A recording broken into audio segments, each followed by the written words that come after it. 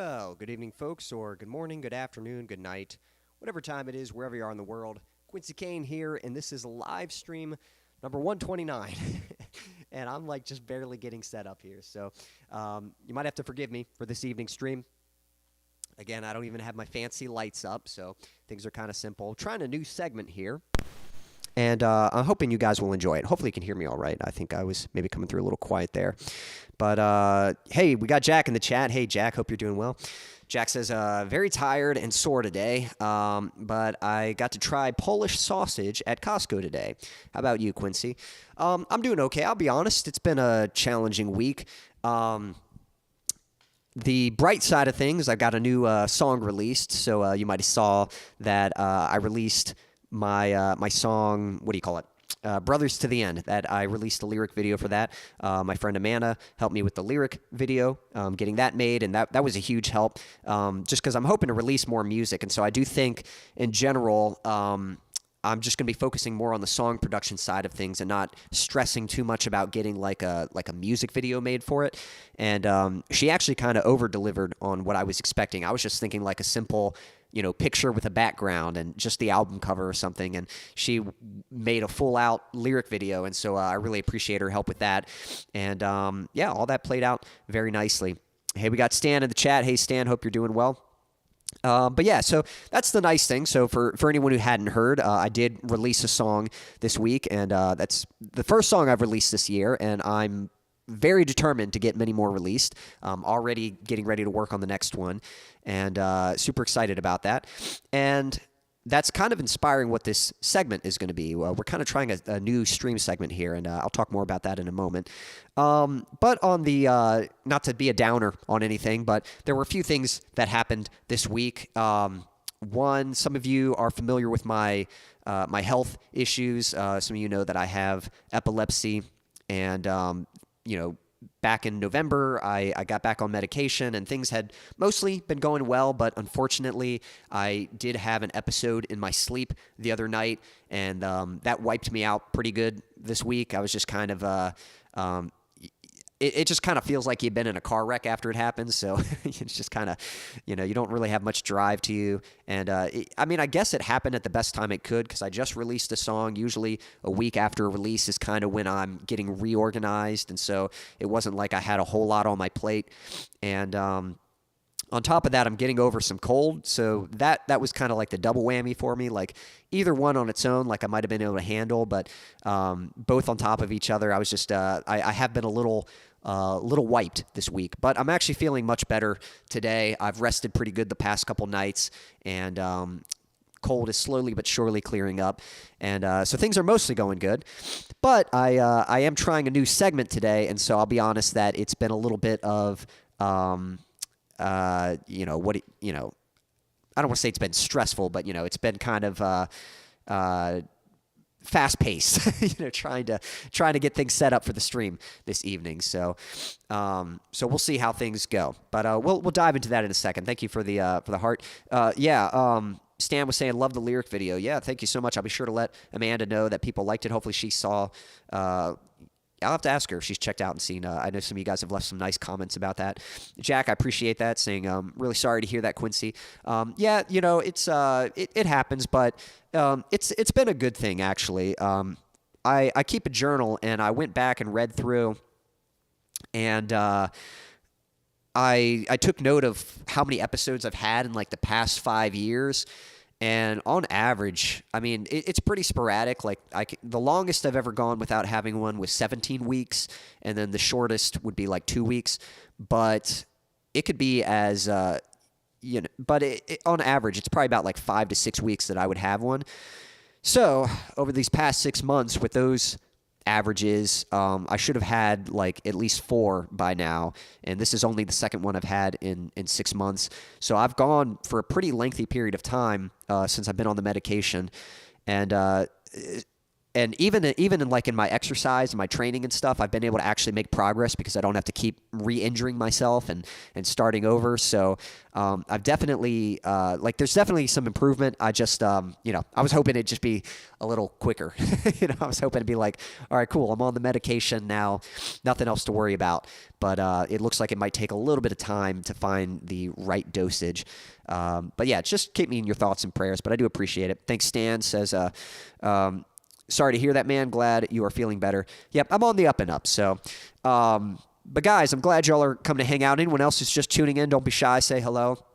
Going to try something a little different for this segment. And I'll be honest, you know, it's always a little nervous trying something different because it might take some practice. Hey, we got OG Sunshine. Hey, Quincy and everyone. Appreciate you tuning in. It's always a little tricky trying something different because it might take a few practice attempts to really get it figured out, you know, and really find out how to make it work. So what I'd like to do here, first off, since I just released a song, I wanted to kind of share with you guys some things that I had learned in making the song. So what I have here, I've actually got my project of, well, not the actual project. This is a project I made specifically for this stream.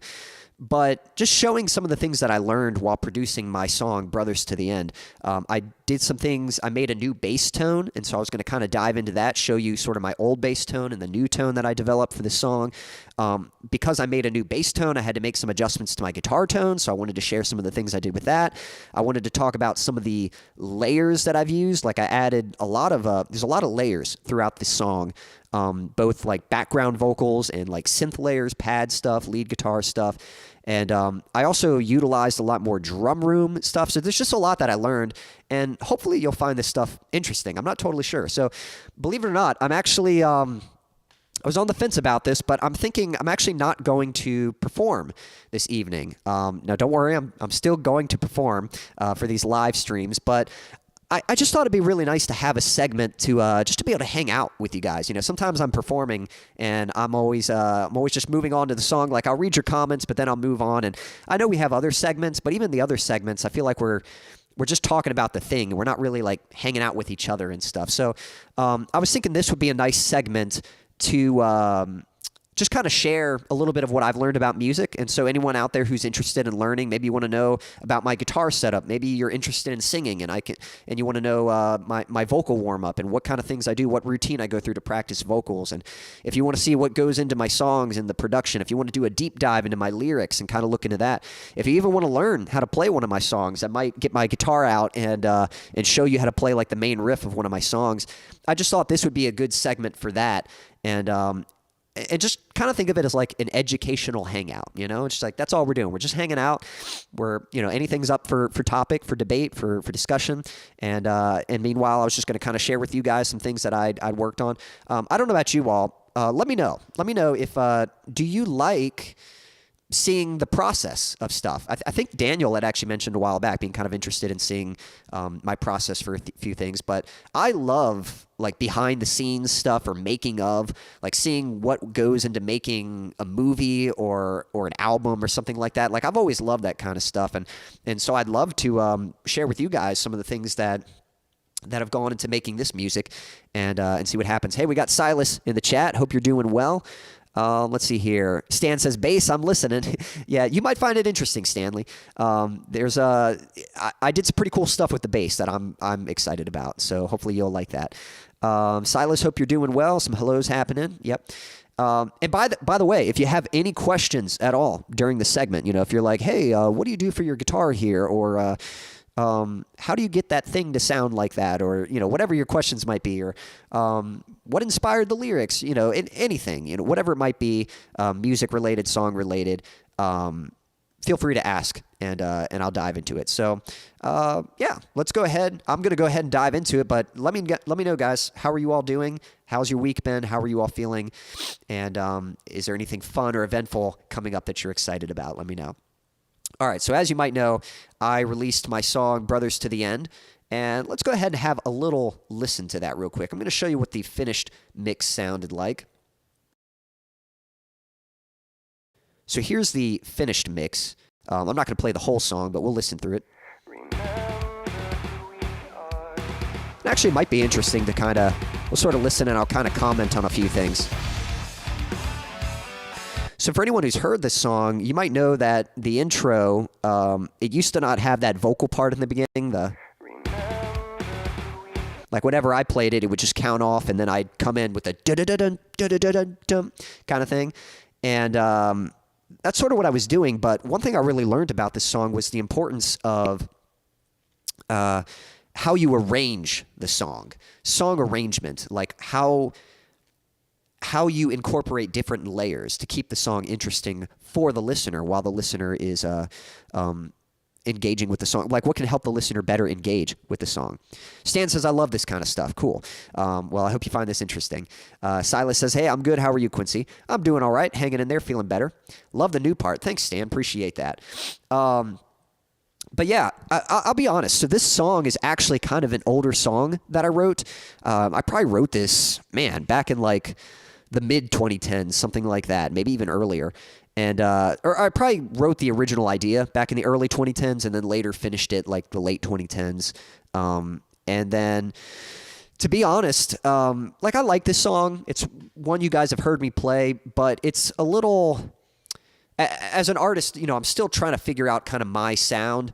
And even though I love progressive metal and I love this style of music, I will say that this song maybe isn't the best representation of the direction that I intend to go with my music. So I will say that. I'll be the first to admit that. But the reason I went through with producing it was, one, it was a song that I already had in my catalog. I was like, might as well, people know this, I might as well just do it. And I figured I would do it because it'd be good practice for me to up my production value, to kind of learn a few new production techniques and try to get more professional sounding songs and mixes. But I'll tell you right off the bat, I'm already at sort of a disadvantage with this song because it has a very unusual song arrangement. This is not your typical verse, chorus, bridge, chorus kind of song. This song, if we listen to it, we got an intro, and we've got a lengthy intro. It's like a kind of a marching thing. And then it kicks in, and we've got these harmonizing guitars, and that lasts for a while. It plays variations of that, and it kind of picks up, kind of an upbeat thing. And I mean, that's already like, I don't know how long that is, almost a minute into the song, and then the verse starts. And I'll just tell you right now, as far as like commercial songs go, you want to start a lot sooner than that. Usually you don't want your intro to be a minute long. Now most metal fans, I think, are pretty used to that. I mean, Metallica is they're known for having like very long intros. So maybe Stan, maybe you're thinking like, I think the intro is fine, But usually for a lot of like radio songs, like you want to hit them hard and get out quick. So a minute is usually way too long for an intro. So. But yeah, the verse starts, and then we go back to the guitars, then we go to another verse, and then we get to a chorus, and it's kind of hard to call it a chorus because you really only do it once. When we revisit it, it sort of changes. It's not the same exact chorus. Again, this is why this is progressive metal, because it's not just sections that repeat. It's a section and then it progresses. It like gradually changes as the song goes on. And if you listen to the song, it starts off very triumphant and very hopeful sounding, very heroic. And then later it kind of has like sort of a darker twist by the end of the song. And that made it really tricky when it came time to writing the lyrics. I might talk about that in a little bit, but when I had to write the lyrics, I was like, man, the song kind of starts off as like sort of triumphant, and then by the end it sounds defeated. It's like, what could I write about that has to do with that topic, or could match that tone? And the oh, Stan was saying I was just typing that. I wonder if you were talking about Metallica having long intros. Yeah, Metallica has a 3-minute plus intro. Yeah. And, there's nothing wrong with that, but it is true, especially in this day, like people have shorter attention spans. I mean, even back in the 2000s, like the radio, it was just hit them hard, get out quick. That's always been the case, but now it's almost more so that case. Like if you're lucky enough that someone's going to take the time to listen to your music, then, you can't waste their time. You got to just like get to the good stuff right away. So you can't really afford to have long intros. So this song was already kind of working against me in that sense. And I just had to do the best I could to yeah, to make it as interesting as I could. But again, I'm not too stressed about it because I kind of see this as practice anyway. The real practice is seeing if I can consistently continue to release songs. I'm going to fix my hair for a second. I keep seeing myself in the camera and my hair's like really poofy. All right, whatever. It is what it is. Okay. So yeah, that was like already. This is kind of a weird song for me, but I thought it would be a fun challenge. Like, what can I do to get the most out of this song? And so that intro, I was trying to think, how can I make it more interesting? Well, the first thing I noticed is, in order for something to sound big, you have to have small moments. Like, the whole song can't be big. If everything's big, then nothing's big. The only way that something sounds big is when there's a smaller, when you have perspective, you know, when you have something small compared to it. When something's really small, then the big part seems even bigger. So for the intro to really hit hard, I had to make things a little bit smaller. So I kind of had to filter out the guitars a little bit, kind of give them this sort of radio effect. You might not notice it too much, but the guitars are a little more narrow. There's not as much drum room. The drum's a little bit drier. The drums are a little bit quieter. And then listen how it grows right here. And then it fills out. Like, especially if you're listening in headphones, suddenly the mix gets a lot wider. The guitars really spread out, and there's more drum room that comes into place and really fills that out. And then the only other thing I could think was like adding in that echo. Some of you heard me, if you've heard me play the song, I sing that line, "Remember who we are," but I always kind of imagined that it would be this kind of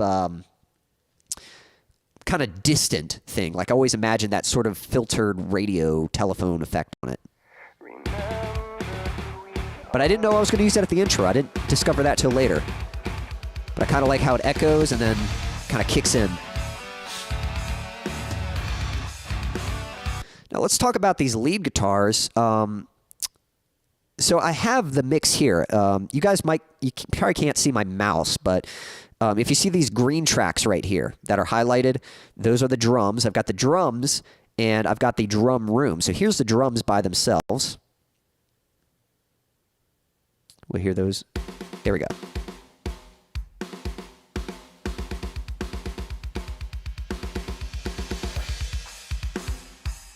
So that's just the drum track. And then we've got the bass. And then we've got the guitars. Let's go ahead and play this stuff, and we'll hear what it sounds like. And I want to show you guys something kind of cool here. So if you just listen to the guitars, so to get wider in a moment here, hear those guitars, the lead part, the da-da-da-da, little melody. Now that's how it's always been, but it's almost sounds a little, it just lacks energy, you know? And compared to the chords, those single notes sound kind of thin in comparison. And so I thought, well, maybe I can layer it with something. And so I got the idea to add this synth layer. So if you see this purple track here, this is actually a synth that I added to layer with that guitar part. And it sounds like this.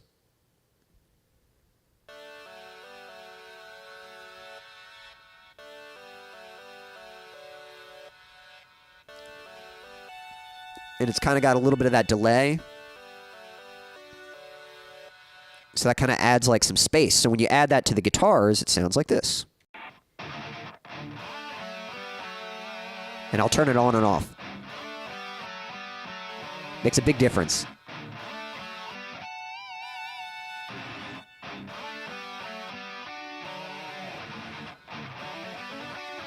And it's kind of interesting because if you just hear it on its own, like if you just listen to the mix, you might not even know there's a synth in there. Like you might just think that's a guitar, but there's actually a synth in there. So it kind of makes for a pretty cool tone. And yeah, it was just a way to sort of make it a little more interesting and not so plain and boring sounding. Let me catch up with the chat here. If it's a good intro, hold on. If it's a good intro, you're in. oh, your intro was great, and adding the lyrics really made it even better.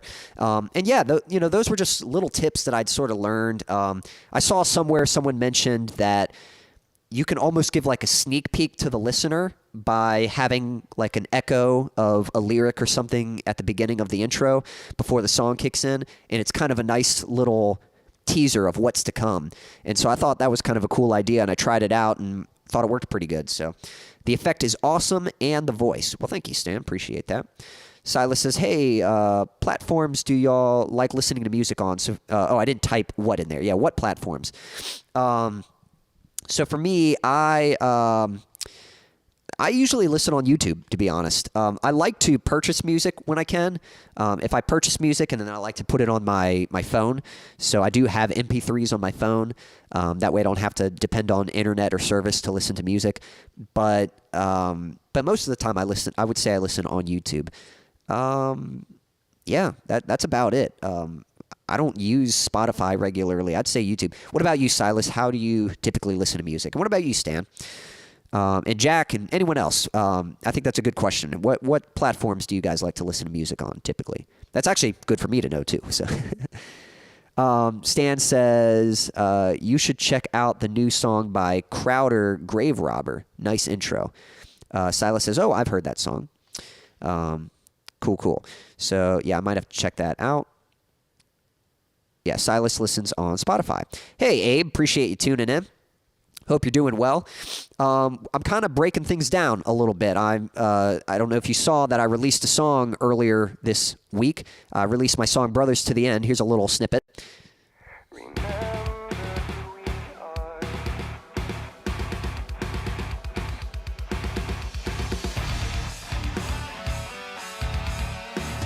And I'm just kind of breaking down some of what went into the production of it. So if you have any questions or if you're curious about anything, just let me know and I'd be happy to answer them for you. One thing I was just talking about was those guitars there, the harmonies.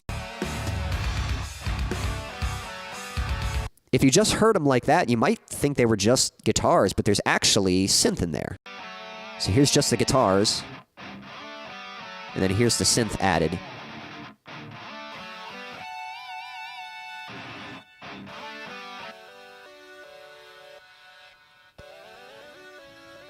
So I kind of use the synth to add another texture and to add some of the delay also.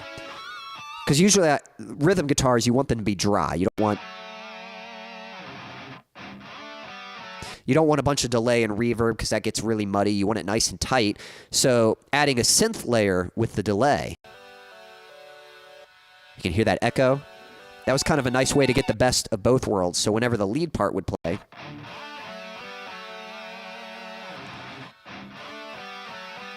just really fills out that space. It helps those single notes to kind of compete with the chords and keep everything sounding, thick and full. Another thing that really helped fill out the mix that I had problem with before, probably one of the main critiques I get for my mixes is that they can be a bit dry.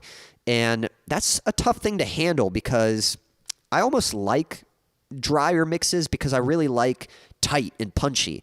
And whenever I try to add, reverb or delay, a lot of that stuff just ends up covering up the mix and you lose the punchiness, you lose the tightness of the mix. And so, but that's something I've been trying to work on, trying to improve. Trying to fix something here. Something I've been trying to improve in my mixes. So I'll be, one second. There we go. So I'll be trying to work on that for future mixes, seeing if I can get my mixes a bit more spacious while still retaining that punch and that brightness. So one thing that I did to help with that was a drum room. So if you see this green track here, these two green tracks, the top one is the drums. So if I play that, you'll hear just the drums by themselves.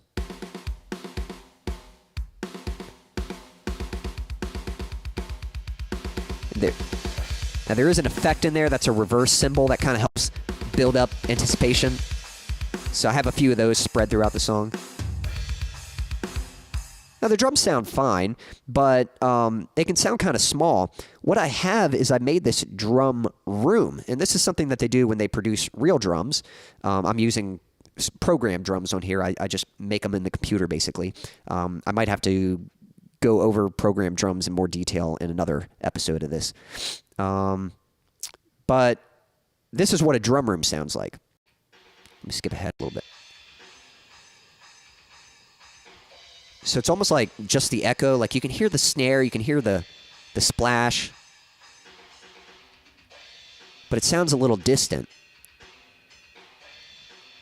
And what that does is it fills out a lot of empty space. I'm going to play the drum track again, and I'm going to turn on and off the drum room and listen how it fills out. Especially if you're listening in headphones, you'll definitely notice. But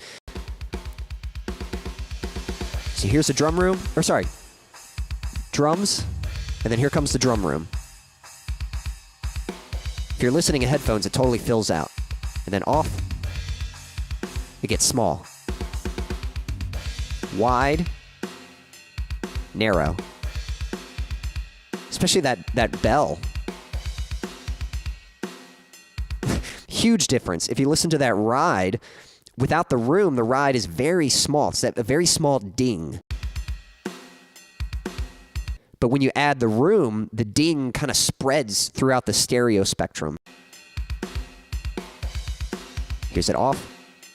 It's like all of a sudden it disappears. When you turn it on, it really resonates. It really fills out. So that's a huge thing in creating like space and width in your mix. Okay, let's see here. Let me catch up with the chat real quick.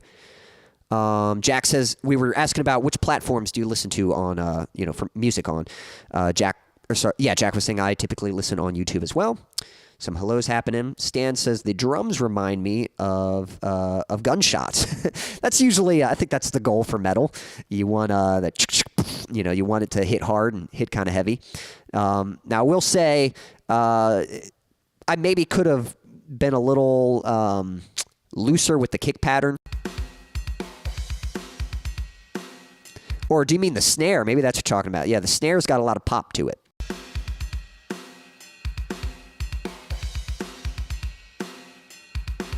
And that's intentional, yeah. I think if your snare sounds like a gunshot, you're probably doing something right, as long as you're doing metal. So, OG says, I listen on Spotify while driving and YouTube at home. That makes sense, yep. Stanley says YouTube and Pandora. Abe was saying, that's cool. How many guitar tracks do you use? So, generally speaking, I actually like to keep things simple. I know some people like to layer lots and lots of guitars. I'll layer them if they're different parts, but typically I just have rhythm guitars and lead guitars. I'll dive into this in more detail later, but just to show you, basically I have this red track here is my rhythm guitar, and so it's two guitars. They're both playing the same part. One's panned to the left, one's panned to the right. And actually, that's not entirely true. They're harmonizing during the melody. Sorry, here we go.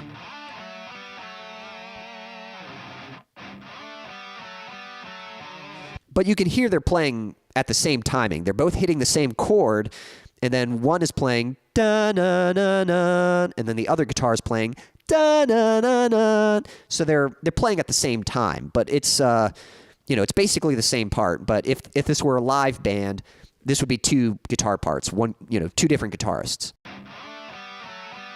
And it's panned left and right.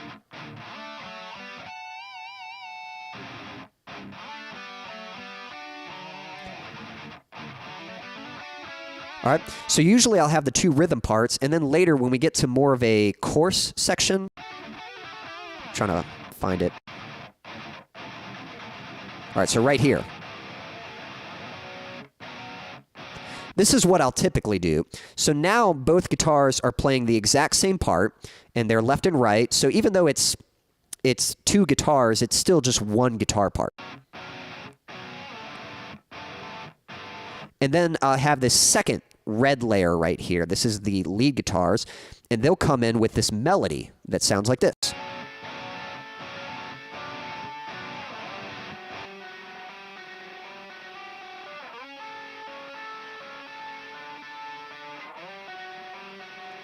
Okay, so it's the same part recorded twice, panned left and right. So in total, it's technically 4 guitars, but I still only think of it as 2 parts because you've basically got a stereo recording of one part, and a stereo recording of the other part. Now, if this were actually played live, you'd probably have the rhythm guitar panned to one side and the lead guitar panned to the other. But for a produced track like this, I double track them, pan them left and right. I try to keep everything symmetrical and full. And yeah, here's what both parts sound like together. That's the most I'll usually do. Now, there are some scenarios where maybe like there's a chorus and I want the guitars to hit a little harder, but I don't want to write another part. I just need the rhythm guitars to have a little more top end. And so sometimes I'll record almost like an extended chord. Like I'll record another layer playing like higher up on the guitar, and I kind of blend it in. So you don't really notice it as another guitar part, but you sort of blend it in, and it just gives a little more brightness and a little more punch to the overall guitar part. So that is a technique that I've used before. But I don't typically like to do that kind of thing. I like to keep things as simple and as realistic as possible, I guess you can say. I know there's some people that they'll blend all kinds of guitars together just for their rhythm tone. And me, it's like, no, I want one good rhythm tone, and maybe I'll record it twice and pan it left and right. But yeah, that's kind of what I do there. And then the third red track that you see there, we'll get into this later, but that's the guitar solo. So that is that's its own part, and that's straight up the middle. So the guitar solo is just one recorded part. It isn't panned left and right. It's straight up the middle, and the rhythm guitars are left and right playing, kind of surrounding that. So hopefully that answers your question. Let's see here. Catching up. And yep, lots of squealies in there. Yep, Stan was pointing that out.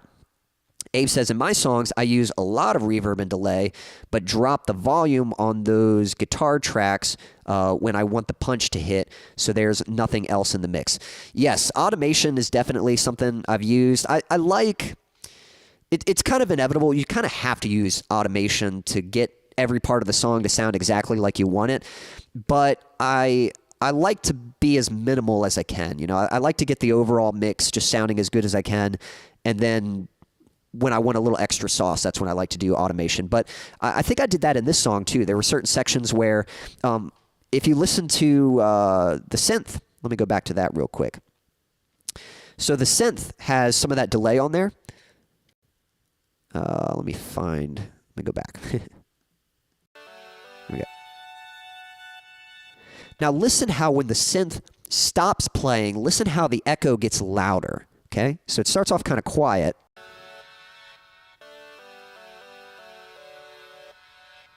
It's almost like the tail is louder.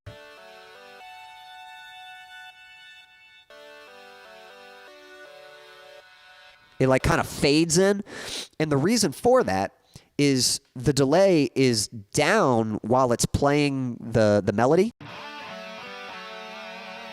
And then as the melody is fading out, the echo is fading in to sort of fill in that space. So it gives a sense of space without actually muddying up or covering up the melody. So so I did use that technique. I kind of use it in the intro also. If you listen to the vocals, I sort of use it as an effect where when the vocals are done singing, I have the echo turn up and get louder. So you can hear the, remember who we are, and it kind of, the R sort of like echoes.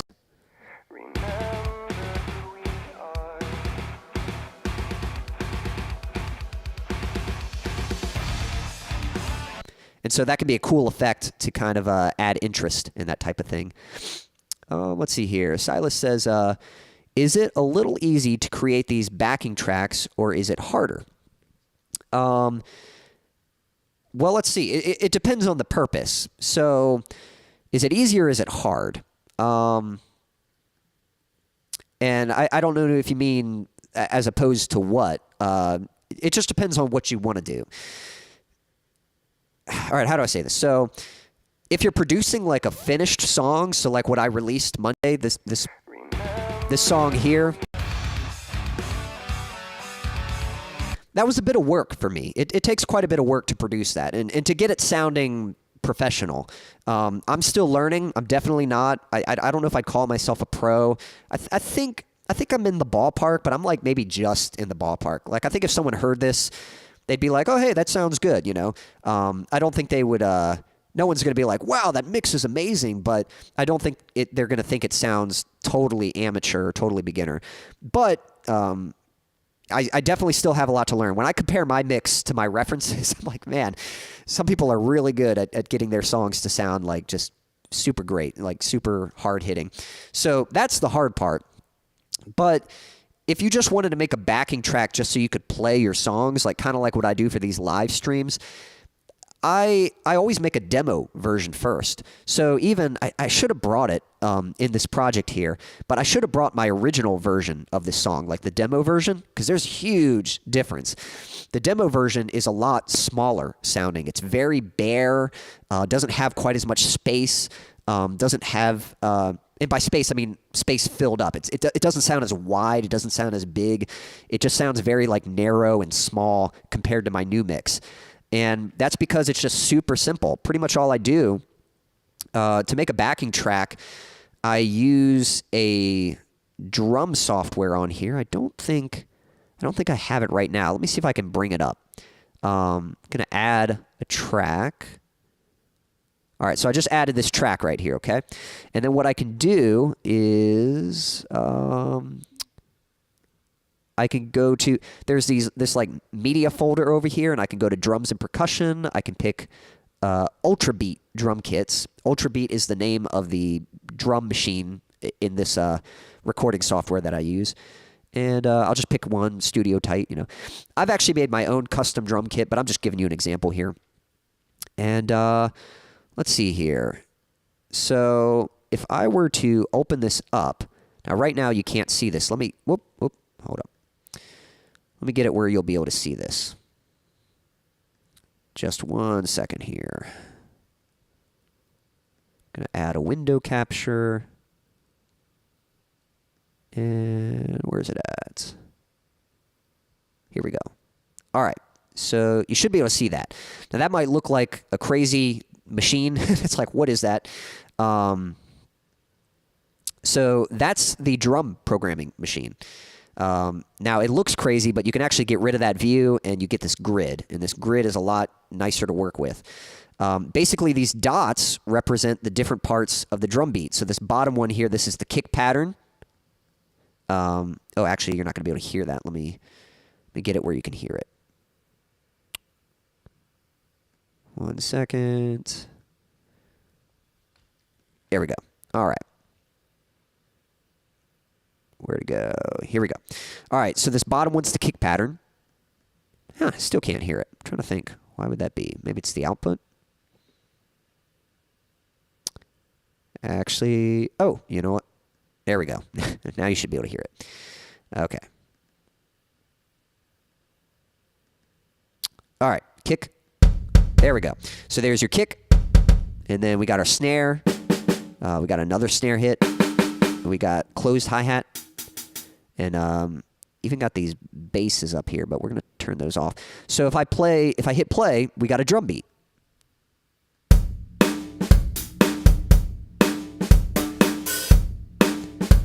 And that's pretty much all you do. If I want like a crash at the beginning, I can add a crash right there. I can make a little fill, like if I get rid of, I'm clicking these to get rid of them, and then I can add like, let me find some toms. I'm just going to do like a simple little fill. All right, let's see what that sounds like. So at the end here, it should play a little fill.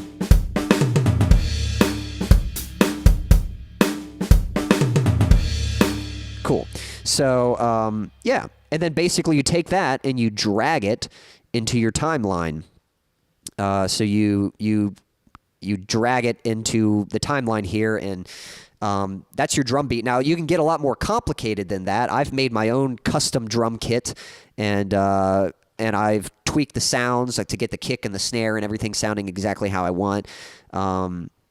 And usually I'll bounce out the individual parts of the drum kit, like the snare, the kick, the drum, the toms, the cymbals, and I'll process them. And so you can go super detailed, but basically that's all you need to do. You just got to make your own drum track. So we got drums.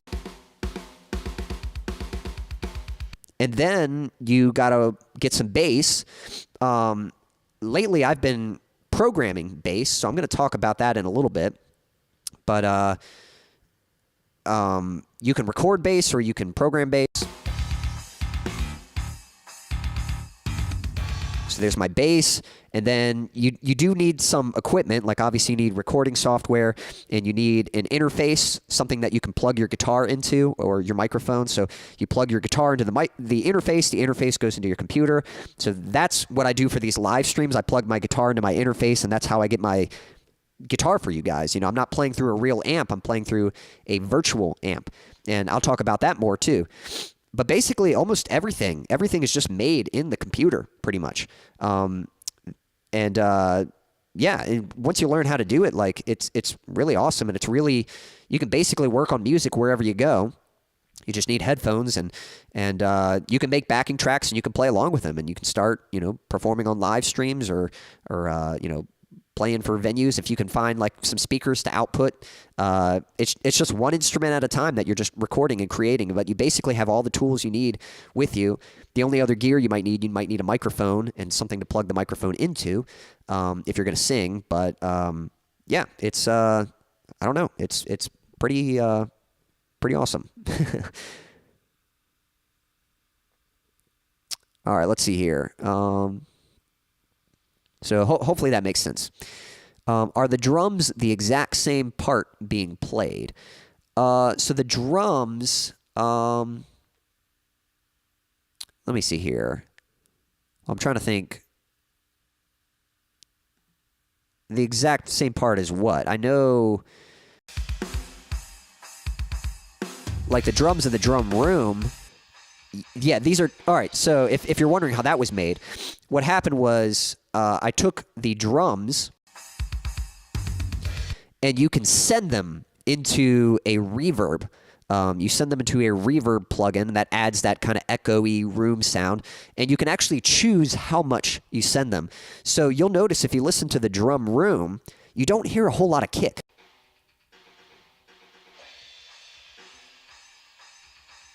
If you listen hard, you can hear a little bit of the click of the kick, but there's not a whole lot of kick in there. And the reason for that is because that really muddies things up. You kind of just want the higher frequencies, so you want the cymbals and the snare. So in real life, it'd be very hard to do that. In real life, you would still get a lot of toms, a lot of kick in your drum room. But again, by having power in the box, you know, power in the recording software, you're able to customize it a little more and create sort of a more ideal scenario. So I only put a little bit of kick in. I put mainly snare and mainly cymbals. But yes, what you're hearing is coming from the same drum beat that I originally recorded. I just bounced it out as a separate track. So yeah, they came from the same recording or programmed, but yeah, just bounced them out onto two separate. I made them separate tracks so that I'd have more control. So if there were certain parts in the mix, like for example the intro, I wanted the intro to sound smaller, so I actually automated the drum room to be quieter. There's not as much drum room in the intro. I'll see if I can demonstrate that. You might not even hear much.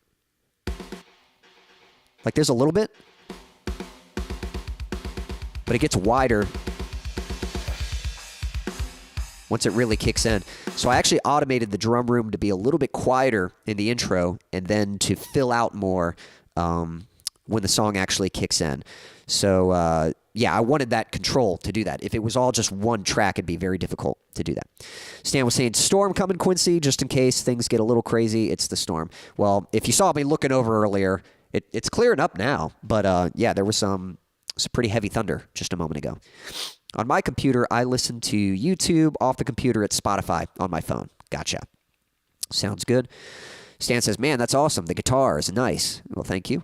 The new song I just did, I quad-tracked the guitars with different amps for thickness of tone and not lose the notes. Yeah, and it does depend on the style, too. You know, I know a lot of people... Just kind of depends on what you're going for. There's definitely a lot of artists I listen to that they quad track their guitars, and they get awesome results out of it. You know, for me, I just kind of, you know, I want to get as much of the sound out of one guitar sound as I can. That's just my preference, but quad tracking is very cool too, and I'll do very minimal quad tracking, but it's not my go-to method. Cool. Thanks. Abe says that's cool. I like that. Silas says, or like pull up the page to do it. I might be missing a little bit what you're asking about, Silas. Now, if you're talking about the page for the backing tracks, like if you're talking about how am I bringing this up so that you can see it, it's just, this is the software. Like whenever I perform for you guys, I actually have, all right, so the program I'm using is called Logic Pro, and it's a recording software. It allows you to record audio, to edit, all that kind of stuff. And basically what I have, you can even see here, if you look at the bottom, that's the mic I'm talking through. You can see, hey, that meter there. Oh, actually, I'm sorry. Yeah, you can't see it because the drums are in the way. There we go. Hey, see how that meter is jumping up whenever I say, hey, whenever I'm talking. So that's the mic I'm speaking through right now. If I turn this button off, you can't hear me anymore. So yeah, and then I have another one for my guitar. Usually I have my guitar plugged in, and I'll basically you turn it on with this I button. So if I hit that I button, it's going to turn off. So now you couldn't hear me. Now that it's back on, you can hear me. And it's the same thing with my guitar. That's how I turn my guitar on so you can hear me. And then I just have a backing track. So same way when I just hit play, it's playing the song now. And normally what I do is I make a backing track. It's the drums, the bass, and it's usually just one other guitar part panned to the left, and then my guitar is panned to the right. So it's just a backing track, and then it's got all the parts that I can't do, and then I play the other parts. I play the other guitar parts. I sing. Sometimes I'll have backing vocals in there so they can harmonize with me, and whatever it might be. And so, yeah. But as far as displaying it for you guys to see it, that's in the streaming software I'm using. I'm using a streaming software, and just like when we do brackets and stuff, and I get it set up where you guys can see the brackets and see what YouTube video I'm watching or whatever it might be. That's all I'm doing here. I've got it set up so that you guys can see Logic Pro. You can see it while I'm displaying it. So there we go. Cool. Yeah, if anyone has any questions, let me know. Hey, Joby, thanks for tuning in. Hope you're doing well. I'm kind of giving a breakdown. I'm just sort of showing what went into the song that I just released. I don't know if you heard, but earlier this week, I released a song called Brothers to the End. Here's a little snippet of it. Kind of.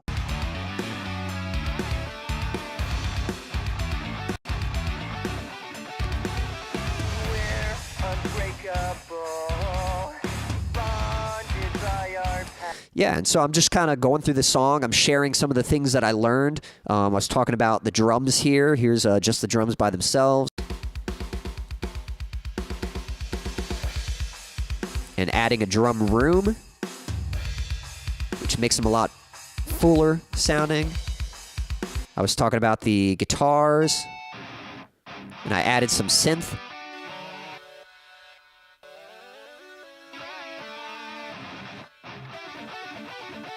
To kind of layer that part. So yeah, so if you have any questions about, if you're curious about anything, it could be anything, music related, about the song, it could be about the production, the lyrics, the recording, just anything you're curious about, but I'm just kind of breaking that down. Abe says, I consider myself an amateur. I'm always learning how people do stuff. I don't feel like I know a ton about real mixing. Well, trust me, man.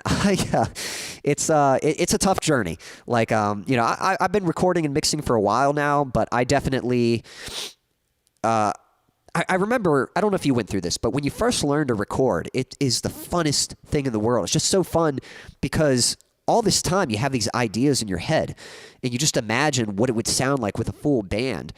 But then what happens is you learn how to record, and all of a sudden you have the power to bring your song to life. You can add a drum track, and you can record the bass, and you can record the guitars, and you can add the vocals, and then you can sit back and hit play and listen to your song come to life, and it's so satisfying.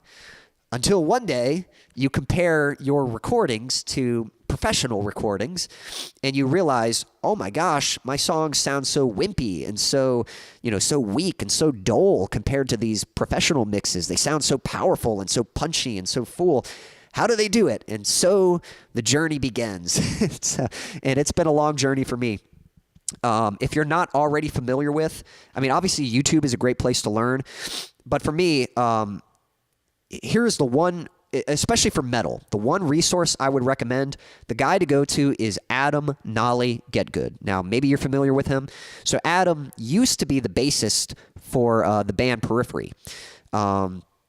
Periphery, progressive metal band, great band, and yeah, Abe says exactly my feelings. Yep, it's so fun making it, and then you compare it, and it's like, my stuff sounds so lame compared to what everyone else is doing.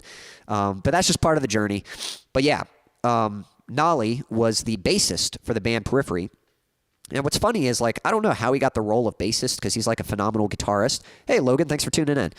But he also had an interest in engineering. He was really good at engineering drums and had a great bass tone and guitar tone. And so he's no longer touring with the band, but he still collaborates with the band all the time. He still records their bass parts. He still programs he still helps them record their drums, and he does their mixes. And the dude is just a phenomenal engineer. I think his mixes are perfect for metal.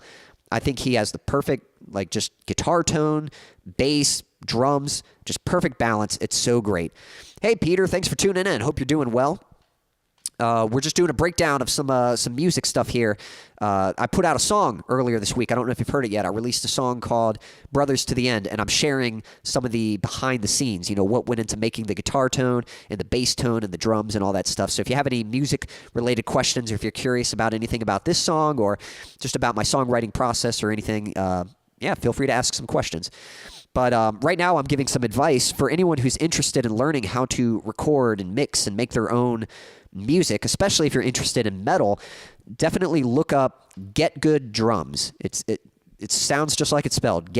I'll put it in the chat. Get Good. What's funny is that's actually his last name. Get Good Drums. So that's the name of the brand, Get Good Drums. Abe says, I need to run. I got to drive. This is all cool, Quincy. Thanks. Yeah, my pleasure. But hey, if you're not familiar with Adam, you're missing out, dude, especially if you're into metal. Get Good Drums. They have a YouTube channel, and they do mixing tutorials and that kind of thing. Go watch them. Learn as much as you can about making proper bass tone. And if you ever have any questions, man, let me know, and I'll do my best to help you out. So, but I appreciate you stopping by, Abe. Peter says, thanks. Yeah, my pleasure. And Abe, yeah, you be safe if you're driving. You take care. Hope you're doing well. All right. Let me see. Stan was saying, this is awesome. Don't let Kelly know about this, LOL. If I could just sing, I would be all over this stuff. Well, there are singing lessons online, so get you some singing lessons, Stan, and never say never. All right, so let's pick back up where we were. So let's see here. And again, yeah, if anyone has any questions at any time, feel free to just ask them, and I'll do my best to answer. Let's talk about bass. I think Stan is interested in this. So we were talking about drums, we were talking about guitar, but bass is an interesting one. I'm actually going to scroll over here. So I want you to hear the difference.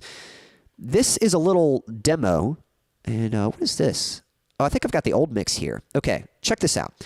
So this is from a different song. This is my song, what's it called? Erase Myself.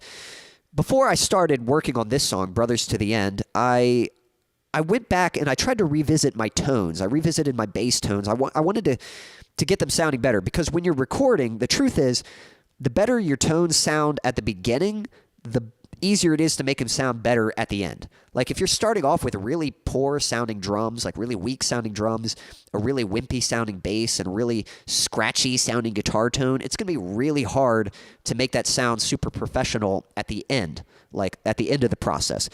But if you can start at the beginning, when you're first dialing in your tones, you can get everything sounding as best as possible, then it makes it so much easier when you get into the mixing phase, and you just got to get it all like working nice together. So I used the chorus of this song as sort of like a little demo, just to kind of try out some new stuff. So check this out. Here is the old mix. Listen to this chorus.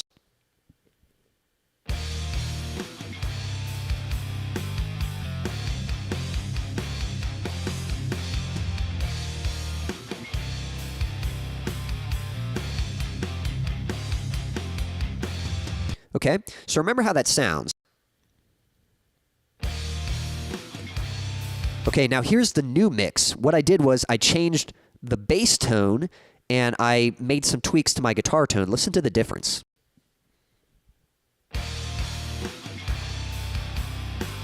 It's so much brighter. It hits so much harder. That bass is so gnarly. Like, that's a huge difference. I'm going to go back and forth and just listen to the difference as I switch back and forth. Here's.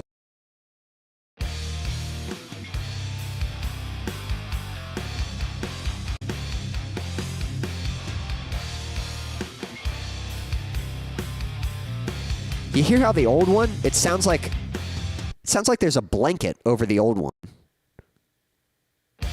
It's like a blanket, and then when you go to the new one, it's like you take the blanket off.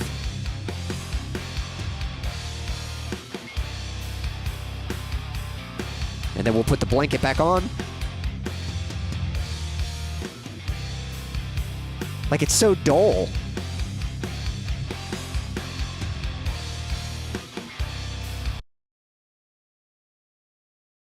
Sorry. And that wasn't mixing. You know, I didn't fix it later. What I did was I went back and I fixed my guitar tone. I fixed my bass tone. I tried to get them sounding as good as I could to begin with so that later I could get an awesome sound. So that's what I'm going to show you. I'm going to show you some of the changes I made to my source tones.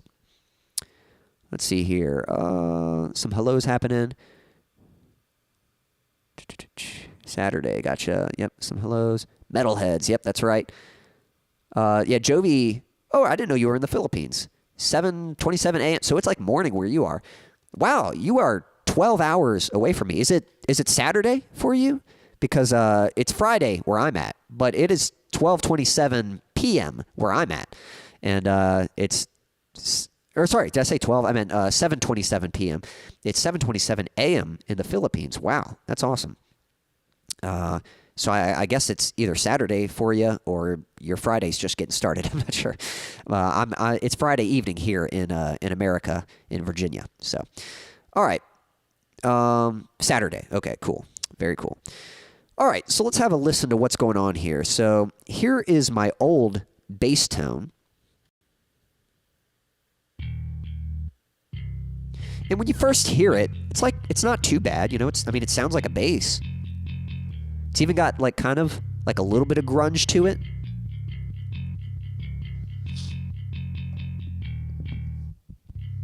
But when you listen to the new bass, listen to the difference. So here's old, and then here's my new tone.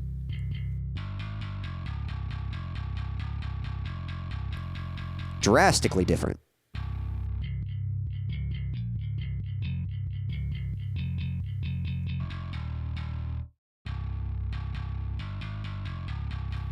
Like, the new tone is a lot more exciting compared to the old one. The old one's kind of like dull and kind of just like, yeah, it's a bass, but the new one's like very aggressive, very, very gnarly. Now, at first, I will admit this, like, even me, when I first hear it, there is a sort of warmth that's kind of nice to the old tone. You know, you might even argue that it might even sound a little more realistic. But you want to think about how it sounds in the mix, and I'll get to that in a moment. Let's bring some drums in. So here's the old tone with the drums.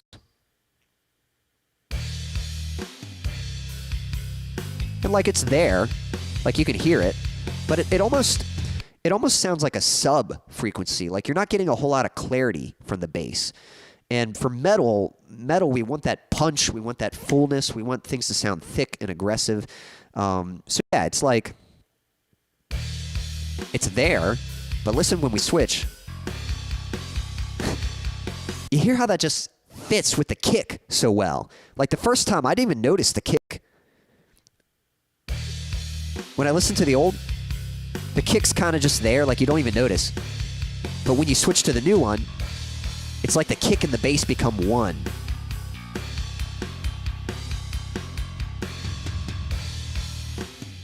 Like every hit, bum, bum, bum, like hits hard, you know? It's just got more punch to it. Let's see here. Yeah, Stan was saying the old bass gave me a Stone Temple Pilots song. And again, yeah, probably that's probably what you're going to hear because yeah, for like a lot of older songs, that kind of style, you're probably going to get that kind of bass sound. It might be kind of dull like that, you know, nothing like super exciting.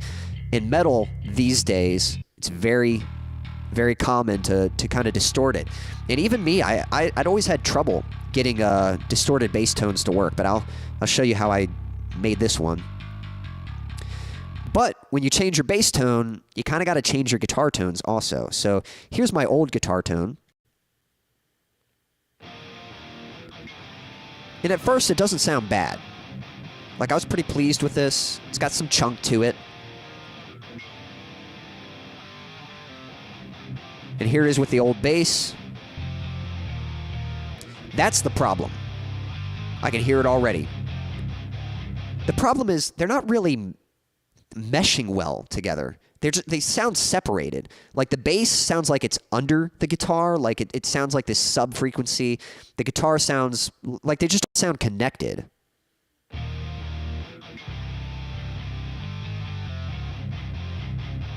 Even though they're playing the same part at the same time. Now listen to the new bass and the new guitar, and listen how it just sounds like this one massive sound that's like punchy and bright.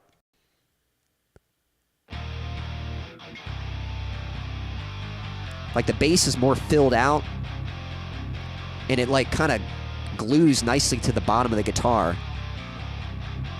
It almost sounds like one huge sound, but like in a good way, not like mud. It's not like one big muddy sound. It's like the guitar and the bass are fitting together like puzzle pieces. Like puzzle pieces. Again, here's the old. It's like a lot less exciting.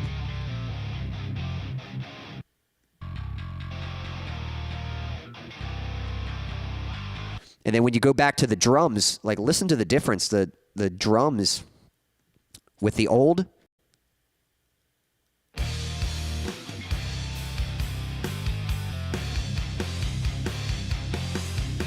And then with the new, again, that kick is going to add to every hit as well.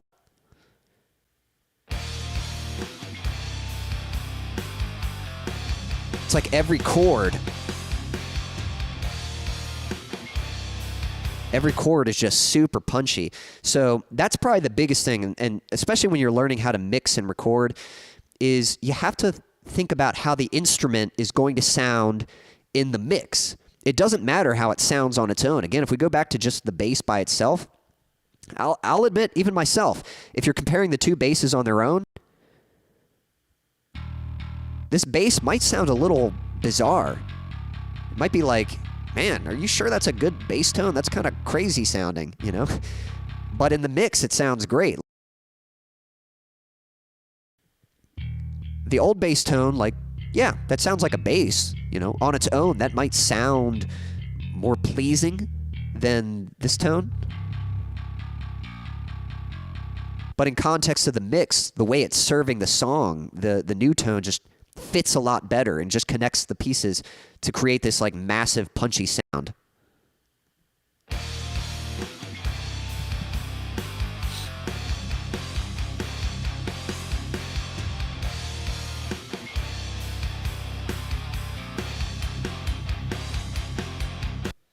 Silas asks, which do you like better, Quincy, bass or drums? I would probably have to pick drums. Drums are a lot of fun to play. I like, I don't know, it's, drums are all rhythm. Like, that's all it is, you know, it's just letting you feel the rhythm. And so it's nice to be able to do that. Peter wishes he was in the Philippines. Great to hear that. It's hot in here for days. So, well, do your best to stay cool.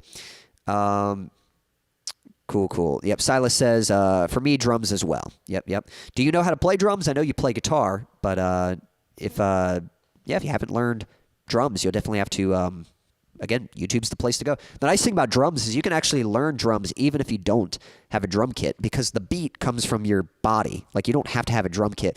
If you actually look on YouTube, how to learn drums without drums, or without a drum kit, there are tutorials out there, and they show you how to play beats. You might still want to get some sticks, but you can basically set up like a little practice pad and learn the beats, and then later, if you ever get the money to purchase a kit, then you can transition onto it. But you can already learn beats just on your own. Stan says, wow, I hear it so much clearer, or cleaner. Yeah, I would say either word, clear, cleaner, yep, both. Yep, just a lot more clarity, a lot more punch in it. And yeah, Silas says, great advice. Yeah, my pleasure. So yeah, it makes a huge difference. So and I'll do just the guitar and the bass one more time. Here's the new bass and the new guitar. And then if I switch to the old bass, again, it just doesn't fit in as well. It's just kind of this subby, muddy, that you can really hear the note. You can hear those notes super clean. And so that really grindy, aggressive tone is really helpful. But again, I had to change my guitar tone a little bit. Here's my old tone. And then here's my new tone. And I'll switch back and forth because it might be pretty subtle, but kind of like I was saying earlier, kind of the new tone, it sort of sounds like you're taking the blanket off of the old tone. So I'll go back and forth, new and old. New, old.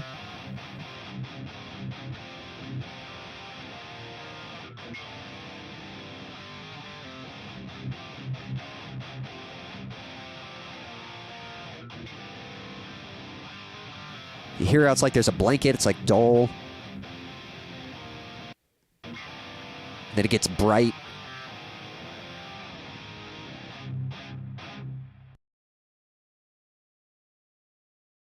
There's more brightness, there's more clarity and punch to the new tone. Now I'll be honest, like I'm definitely happy with the new tone, but I keep I keep struggling with my guitar tone. Maybe I changed to different strings or something. Like sometimes I love it. I'm like, yes, I got such a good tone. And then later I'll listen to it. I'm like, I hate my tone. It's like, I don't know. That might just be a guitarist problem. But for some reason, I actually wasn't very happy with the guitars in Brothers to the End. It's going to kick in. I mean, they sound okay, but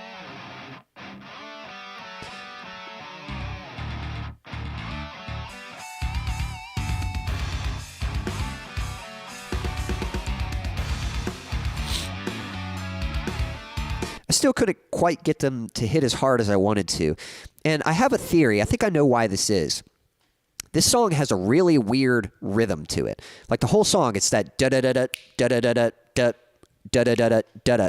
So listen to the bass real quick. I'll play the bass by itself.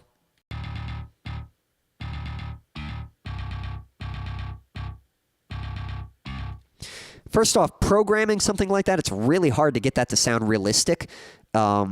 And it's just, it doesn't have a whole lot of sustain. Like the notes are very short and choppy. Da-da-da-da, da-da-da-da-da. So I think because there's no sustain, there's not much body to the guitar and the bass and the whole song.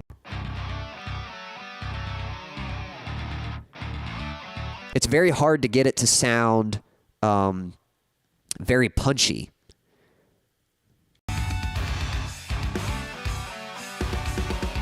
But listen to the end of the song. When we get to the breakdown, the notes actually ring out, and it does sound pretty punchy.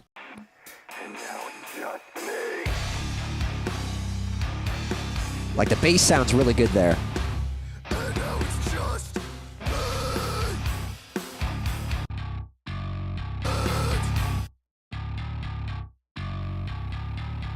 So the bass sounds better on those longer notes.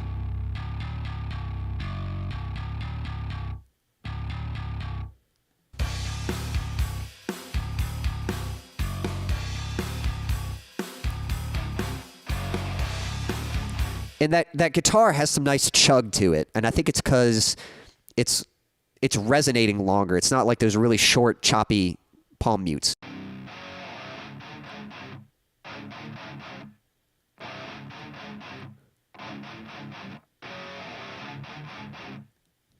Yeah.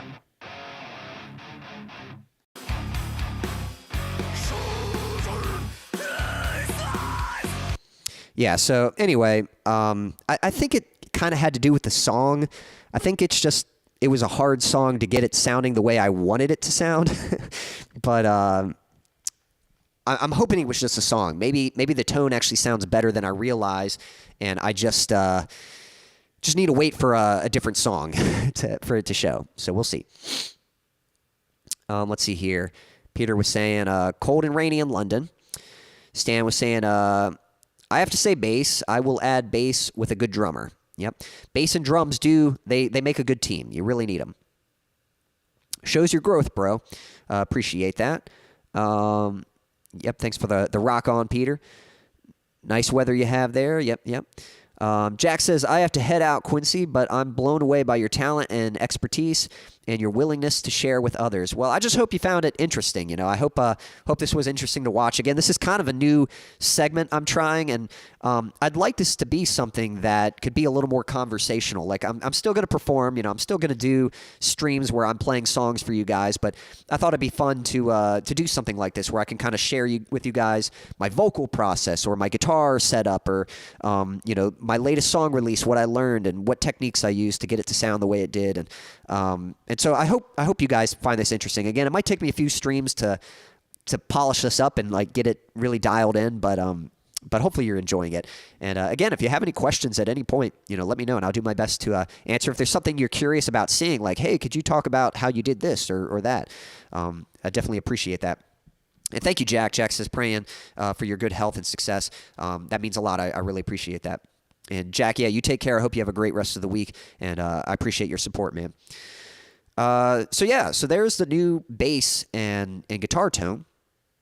And I'll show you real quick how I made those tones. So down here, if you see this light green track, this is the bass before I bounced it out. So let me see if I can show you this. So if you see these tracks here, yeah, see this like little piano right there?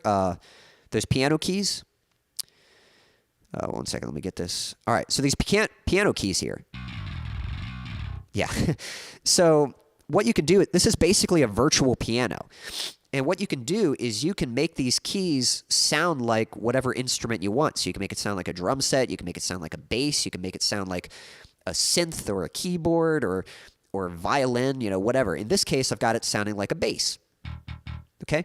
And then you just pick the notes on this timeline here, and it plays the notes. So this little trail of lines here, those are the notes. In fact, if I play it, you'll see, you should see the...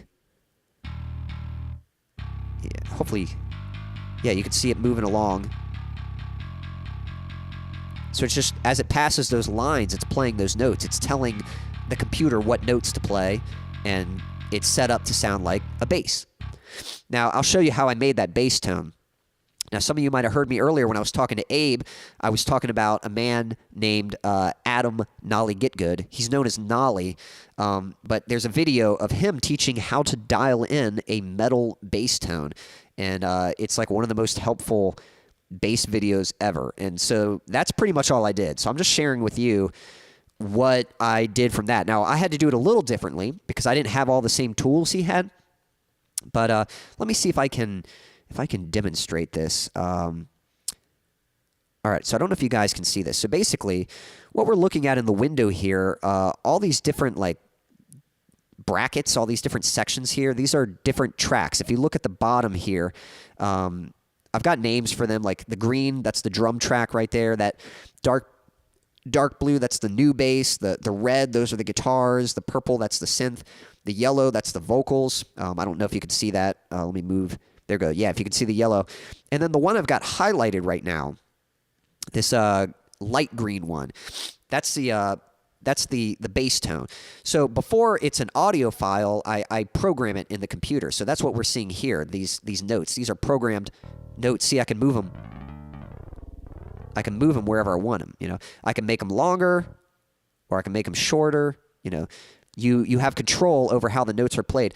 You can even control how hard the notes are played or how soft they're played, and that's really helpful for trying to make it sound a bit more realistic. So what I did was I tried to find a bass sound that sounded like a direct bass, like just the direct bass tone. No amp, no distortion, just a DI bass. And that's what I got here. So if you listen, that's kind of what it sounds like. Yeah, it kind of just sounds like a bass if it were unplugged. Turn it up a little bit.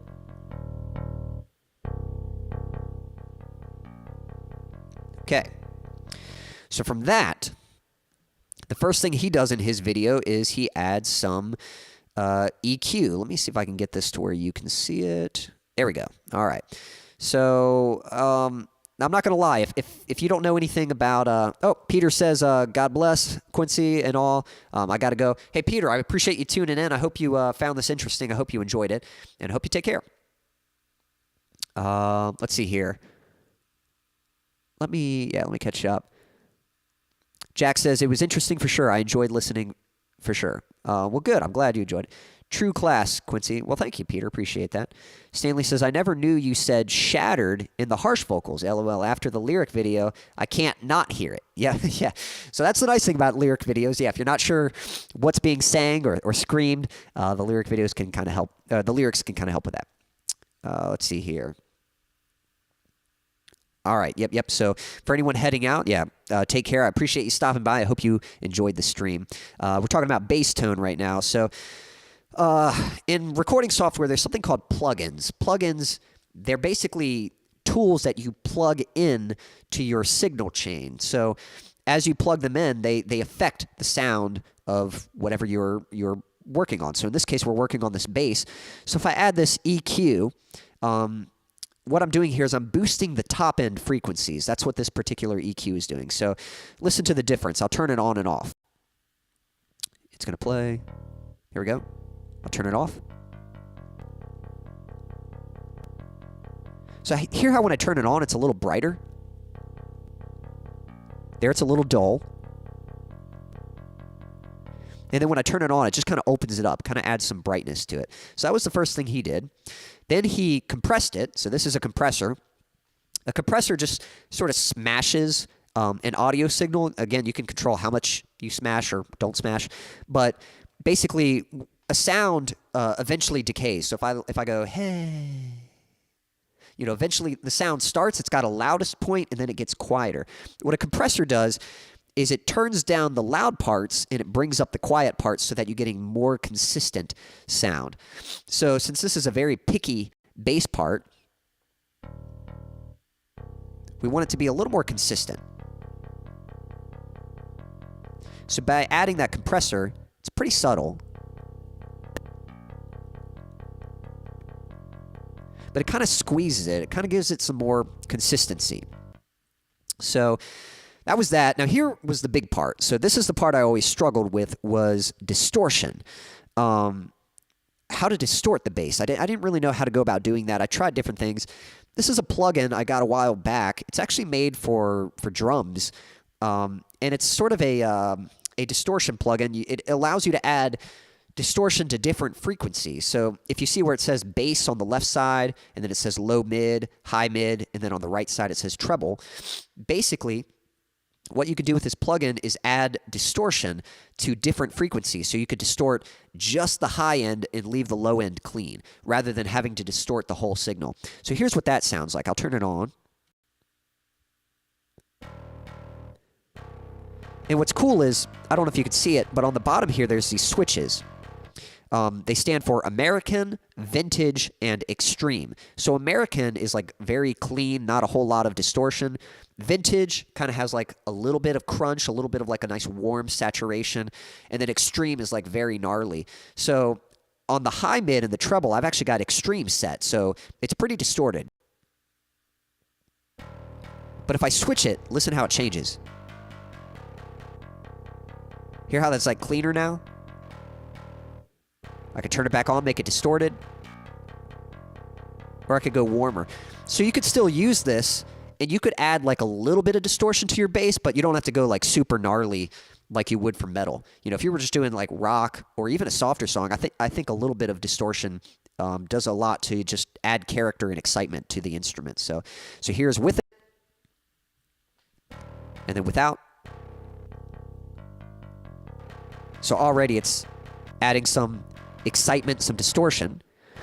But now what we need to do, that distortion is sort of working as our amp. Silas says that's cool about distortion. Yeah, it makes a lot. Stan says this is some Jacob Dunn stuff here. Yeah, he's kind of into this kind of thing too. All right, let's see here. So that distortion kind of works as our amp.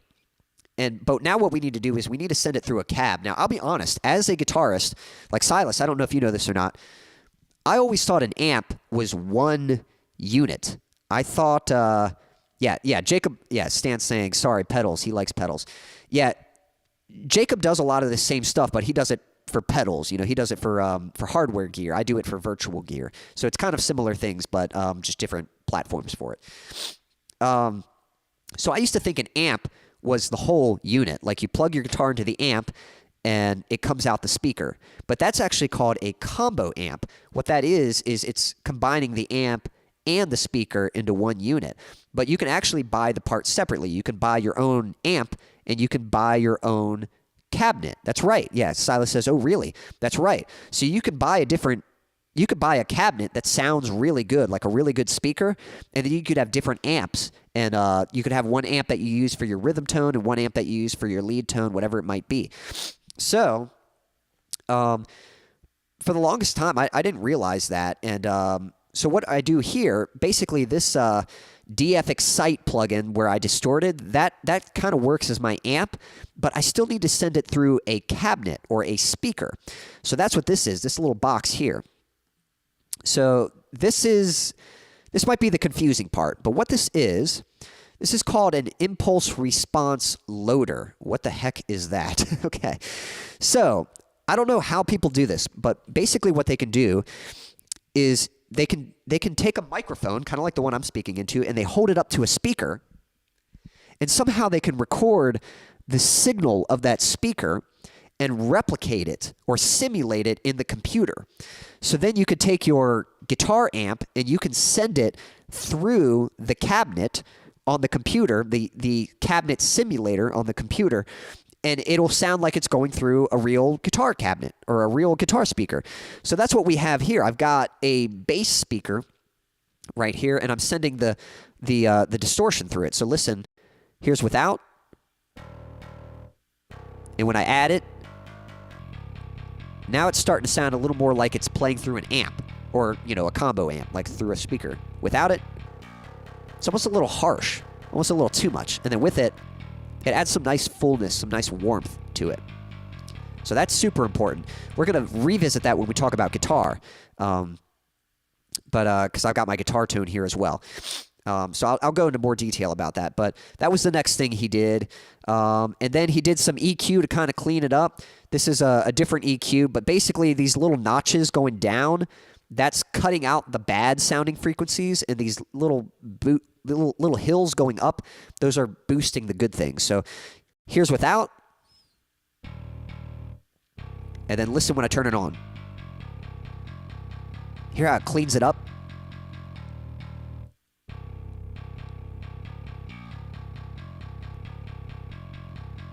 And I'll turn up some of these nasty frequencies. Like, listen to that. That sounds awful. But you turn it down, and now it sounds good.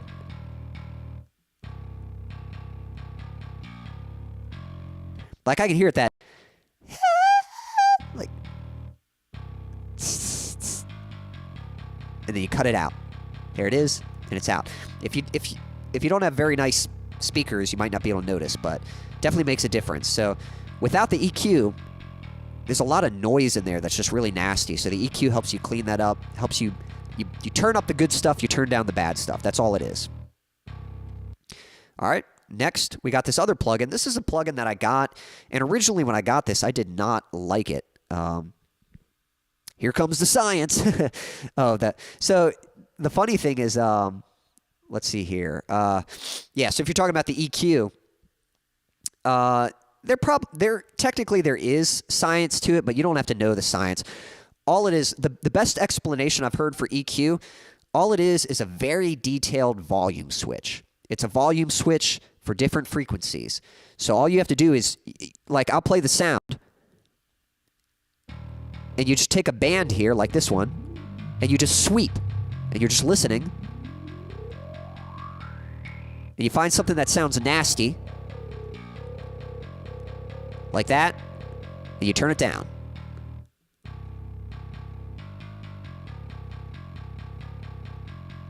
So you can hear that like croaky sound in there. Or you find something good. Let me see if I can find something good.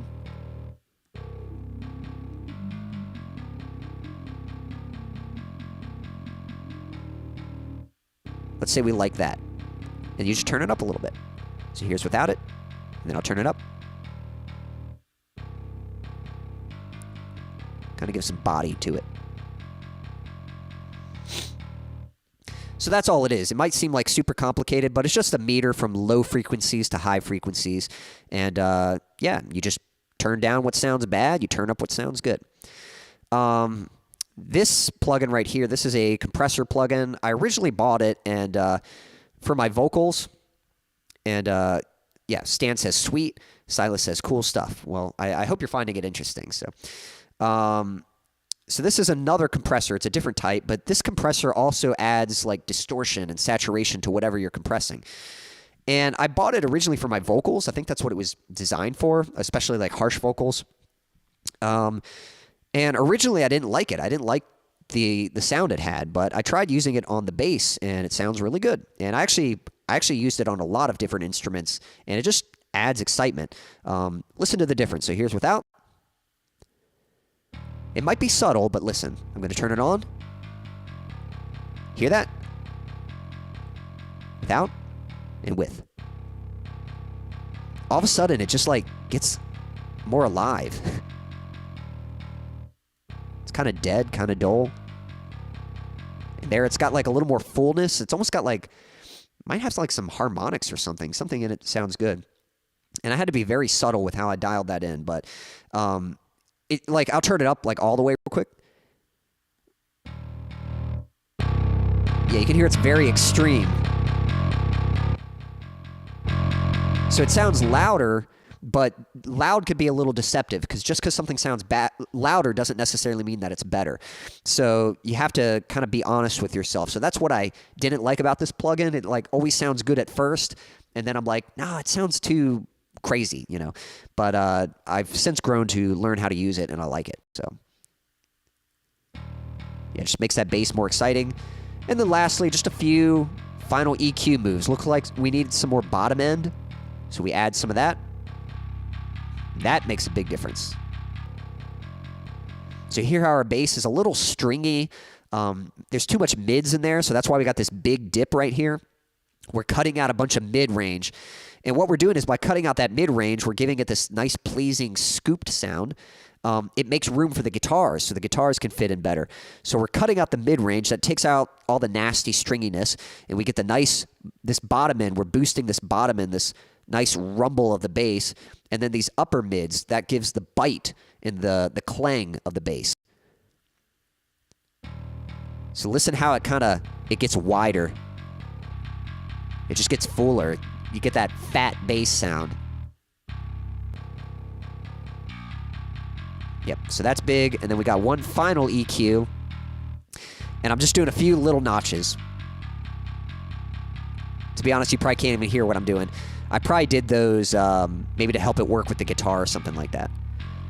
But there we go. That's our final bass tone. And that was the new tone that I developed. And again, you compare that to what my old tone used to be. My old tone used to sound like this.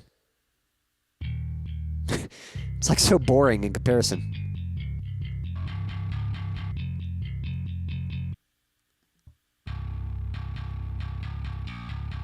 Yep.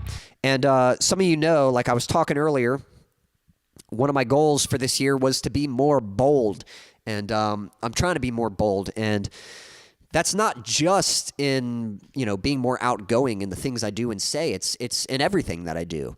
And so part of it's in my music too. Like the thing I'm learning is like we have these tools available to us that allow us to make music, but at the same time that means everyone's making music and anyone can put out music, and that's awesome.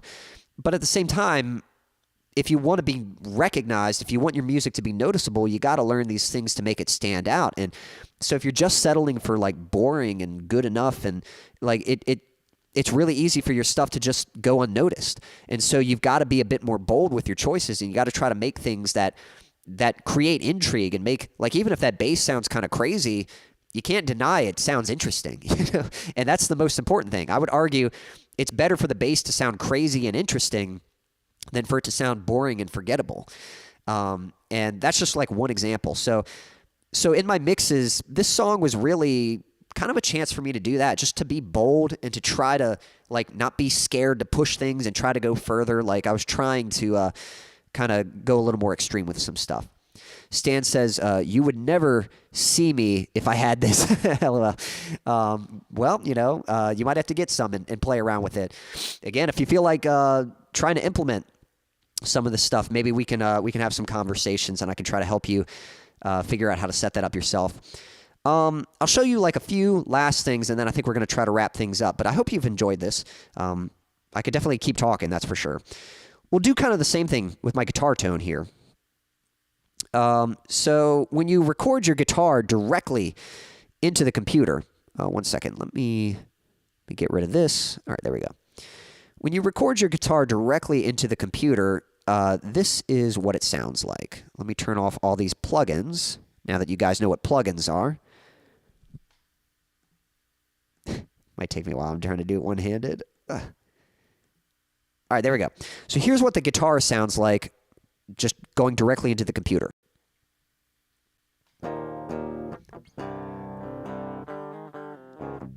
So you're just hearing the strings.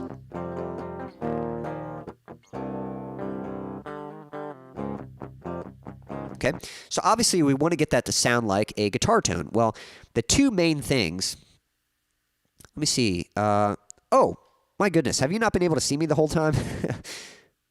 Here I am, right here. Sorry if you haven't been able to see me. Okay, so, but the two things we're looking at, if you look like right above me, I'm going to make me disappear again. This highlighted channel. Let me highlight it real quick. Yeah, right there, that highlighted channel. So when those little boxes are blue, kind of like they are in this channel, these blue boxes right here, that means they're on. If they're faded, they're gray, like this channel over here, then that means they're off. Okay, so right now they're off. That's why you're just hearing the guitar strings.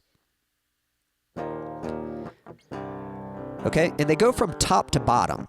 So the top plugin, the top box, is affecting the sound first, and then as you add more and more sounds, they are continuing to affect the signal, okay? So I want to show you one more thing, and then I'll bring me back.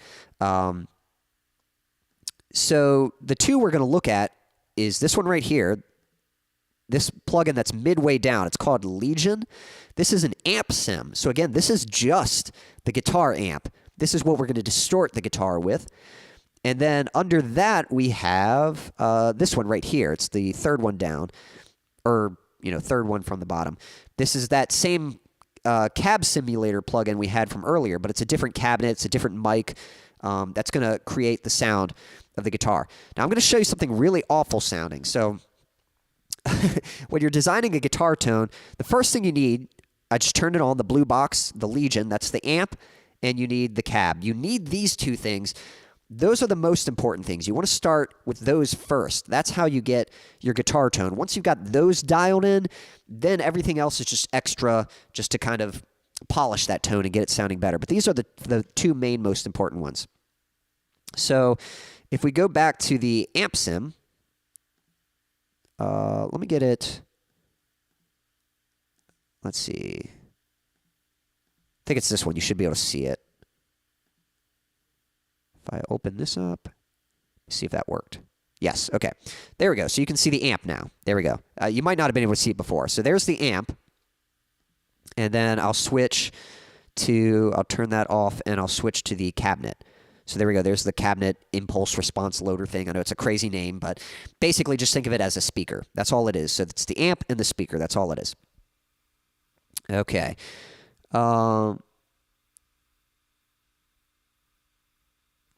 Oh, yes. Yeah, Stan says, yes, I remember the video you did with the rags on your guitar. That's right. Yeah, that's kind of something I do for recording to make sure I get really clean guitar recordings and stuff. So, but this is basically what I'm going into. I'm plugging into my interface, but then I'm going into all this stuff here. So let me play what this sounds like. All right, so here's an awful sound. So I'm going to turn the speaker off. So all you're going to hear is the guitar tone in the amp. I'm going to warn you right now, this is going to be very shrill. It's going to be very harsh, but it sounds a little something like this. Yeah, that's awful. So that's what it sounds like if you just distort the tone. But once we add the cabinet, now it sounds nice.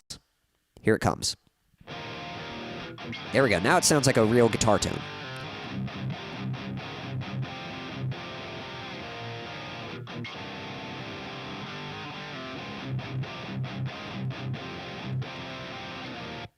Okay, so normally what you would do when you're making your guitar tone, it helps to have a reference. Like you want to know, you want like a recording of something that sounds like what you're trying to go for, and you want to get yours sounding as close as possible. So what this speaker thing does, I can go through all these little files here.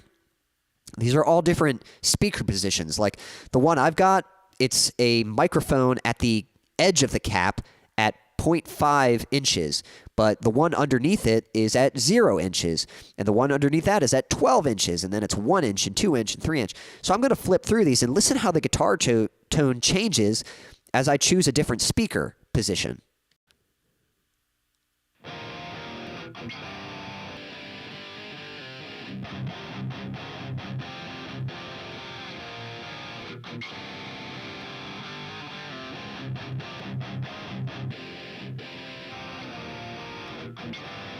Hear how the tone changed like totally just from changing the position. So that's the first thing. You got to find like the best position that you think gets you closest to the sound you want. Then you come to the amp and you dial in different settings. So you can see these different knobs here, and you could play switches like I've got it on green, but if I switch to red, hear how it kind of changes. It's a little more crunchy. I don't like the palm mutes.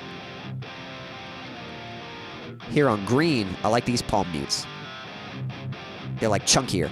And if I change this lead to rhythm, again, that's kind of crunchy. So it kind of goes from crunchy to a little more aggressive. That's like very like fuzzy.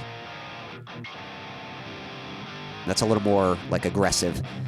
So yeah, you just kind of go through these settings, listen to your reference, and just try to dial them in to whatever gets you closest to the sound you're going for. All right. Then if we go back, I've got a noise gate here that just, while you're not playing the guitar, it just keeps it nice and quiet. So there's none of that, none of that hum. All right. And then one thing I like to do, I like to add this compressor before I go into the amp. So again, let's go back to just the strings. So if I play the guitar strings, you can hear how there's like loud hits and quiet hits. Like that was loud, and then it's kind of quiet. Because we're human, we can't play perfect. We can't play like every hit the exact same amount of intensity. So the compressor kind of keeps things a little more even. Gonna turn it on. Hear how it just sounds fuller?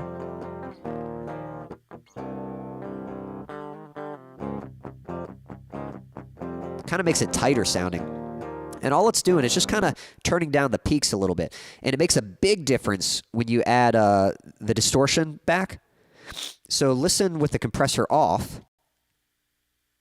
And then I'll turn it on.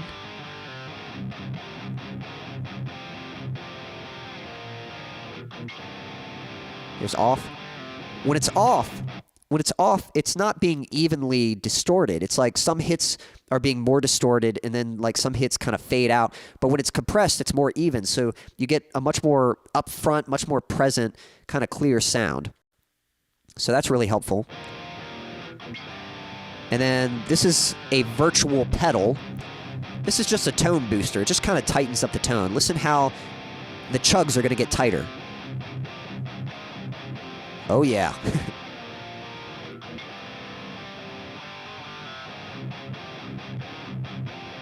When you take it off, it's kind of soft. It's kind of fuzzy sounding.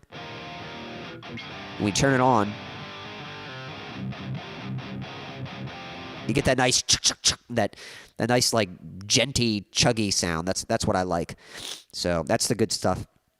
And then after the amp, I have a tube amplifier. So this just adds some character and some warmth. I'll be honest, this is one of those plugins where it's like, this is totally just adding texture and character. It's not really like a, I don't know. I mean, I guess it's a tool, but you're almost using this more for taste. But it definitely breathes some life into the tone. So here's without it.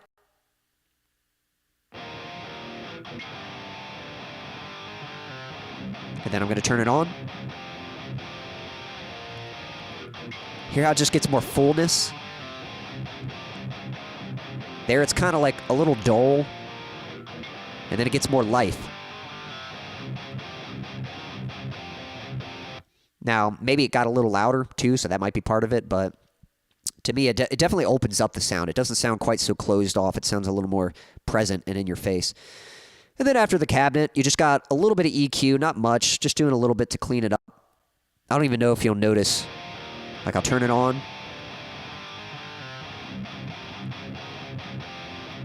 Cleans it up a little bit, but you guys might not be able to notice that. And then the last thing, this is a compressor, but this compressor allows you, rather than compressing the whole signal, you can focus on certain frequencies. So it's almost like an EQ and a compressor. So what I'm doing with this tool is I'm compressing the frequencies around 90 hertz and 300 hertz. This is an area on guitar when you do palm mutes. The palm mutes have a lot more low-end resonance. And so that low end kind of builds up and it can kind of muddy up your guitar sound. So again, when I play that chorus, dun dun dun dun dun dun dun dun dun dun, listen to those palm mutes. So it's going to sound muddy. And then when I turn it on, it's going to sound tighter. Listen to the palm mutes.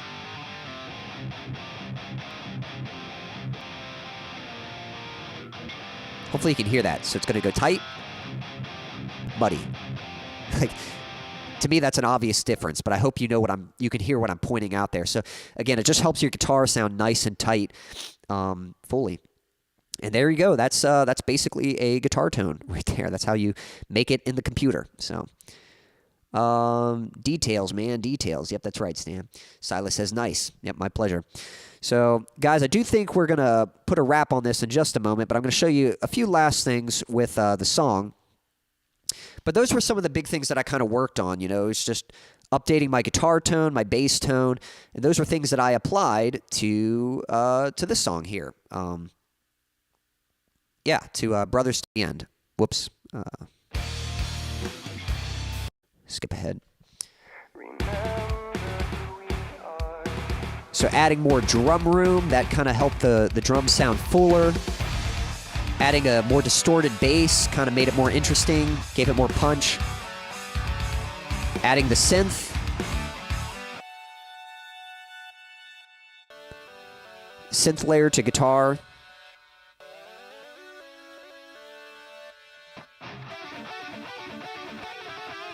And then here's where the vocals come in.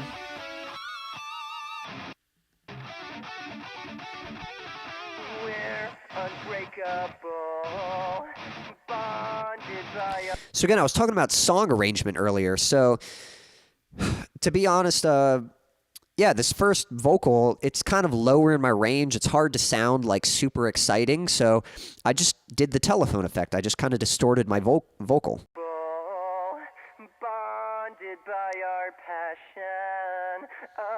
And you can hear some of the echo behind there. So that just kind of helps it to stay interesting.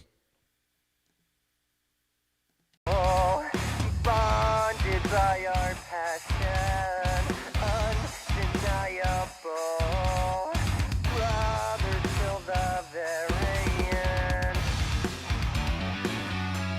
And then moving on to the second verse here.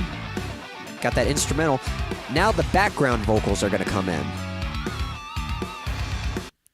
So originally when I've done this song, Just a bunch of outcasts, it's back to my normal voice now, so it's not distorted. Slaughter, but we will overcome this. Of course, I've got like some delay on there and that kind of stuff. But to make it more interesting, this is where vocal layers come in. So I added some harmony. So here's the harmony part. Just a bunch of outcasts, only meant for slaughter. And now they're a little bit quieter. Now, one thing that's kind of interesting, I'll actually chop up my background vocals quite a bit. So if you listen, it almost sounds like I'm singing with like a lisp, or like certain words get kind of cut off. Just a bunch of outcasts, only meant for slaughter, but we will overcome this if we can band together. So it almost sounds like a little unnatural, but that's because when you blend it in with the real voice, there's less to distract.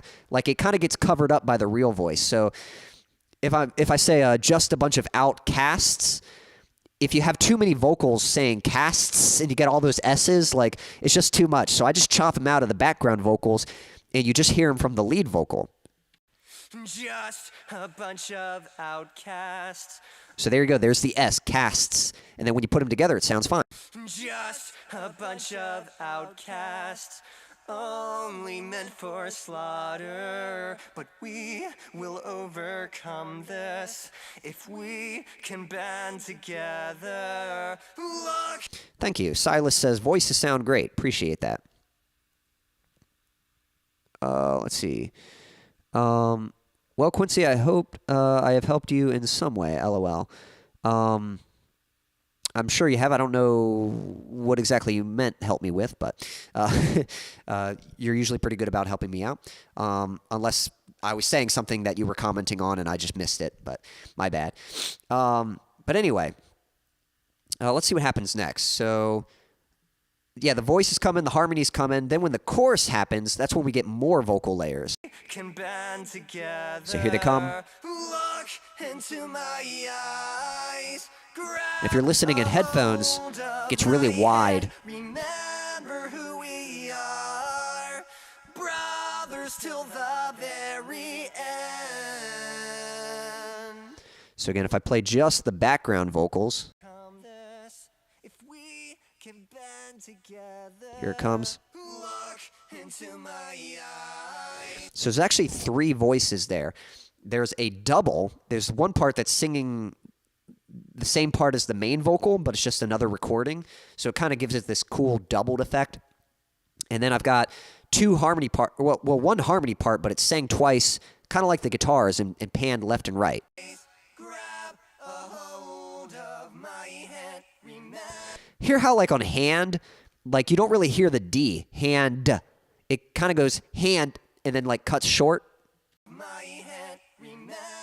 And I did that, again, for the same reason, because a lot of those consonants, if you have a bunch of voices and they're all saying hand, but they don't say it perfectly at the same time, then you're going to get hand, you know, you get this like stutter. So I cut it out of the back vocals, and you hear the main consonant just from the main vocal. Grab a hold of my hand. There it is, hand. So when you put it together, it sounds fine. Grab a hold of my hand. Remember. So it sounds natural, and it sounds nice and tight. You don't have a bunch of voices like, you know, stumbling over each other. What else have we got going on here? So there's a few cool things in the chorus.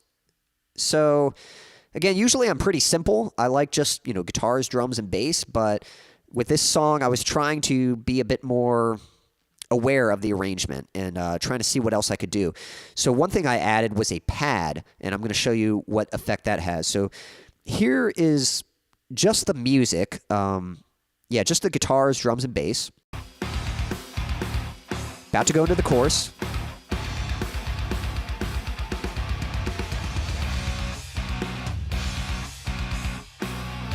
Okay, so sounds fine, but it's a little empty. So usually the first thing I would do is I would add a lead guitar. So here's the lead guitar. Here it comes.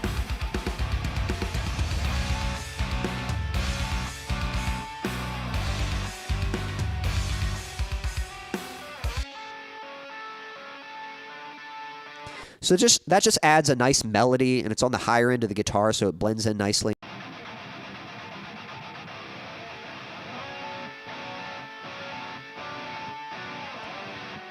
Because of those sudden pauses, and this one's kind of ringing out, it kind of fills in some of that space. So that sounds nice. So that's already sounding good, but was there something more I could do to make the chorus sound even bigger?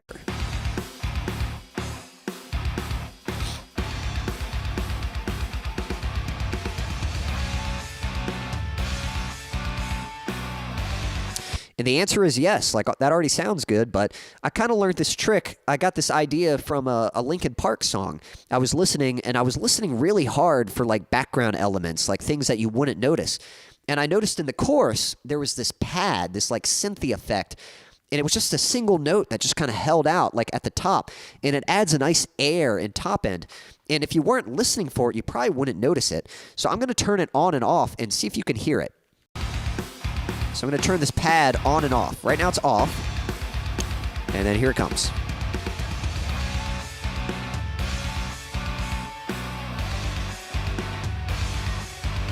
On. Off.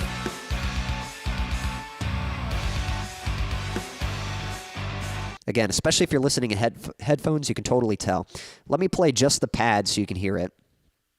I'll play... Here it comes. Hear that? That's all it is. It's just a single note. Kind of creates texture and atmosphere.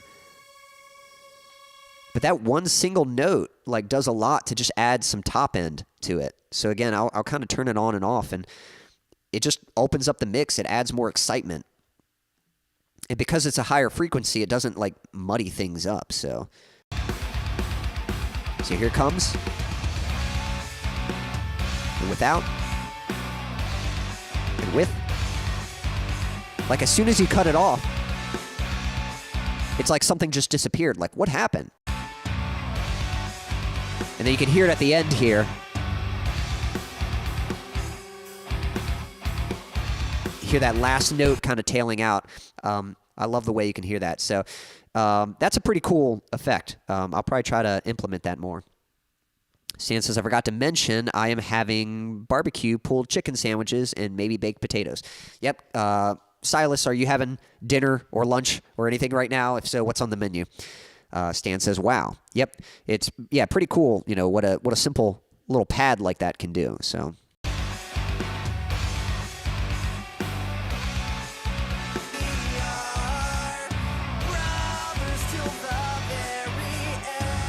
And you'll hear it at the end here.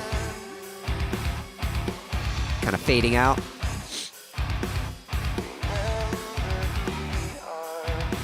Now, I thought you might find this interesting. So that line, remember who we are.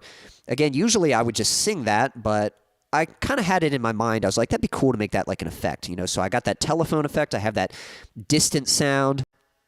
Remember who we are. So again, it kind of sounds like it's off in the distance. But sometimes it's cool to add like little layers and texture. So I actually have a whisper in there. I don't know if you caught that. So it's distorted, and I think I sang it, or I whispered it twice and panned it left and right. And it just kind of adds like some cool texture. Remember who we are. You know, kind of makes it a little mysterious, and I'll let you hear it with the mix again.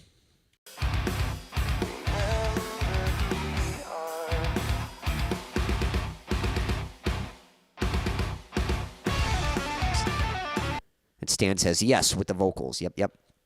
All right, so then we get to the guitar solo. The guitar solo might be a little dry. I maybe could have pushed the delay more. But here is the solo by itself.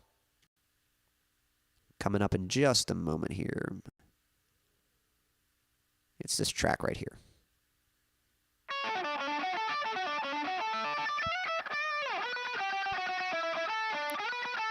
tying it all together. Yep. Yeah, that's what's very satisfying, is hearing all the different layers and how you piece them all together.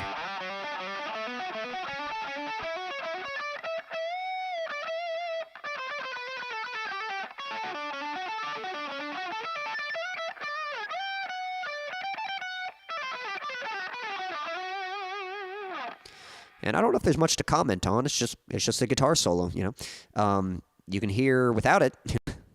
1 second. How do I?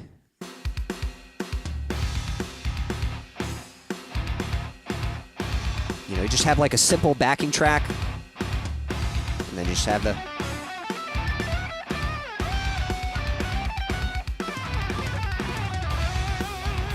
And I kind of like to, I mean, I've always had the song like this, but it's fun to match the drums with the guitar when you can. So I like matching that fill to that guitar lick.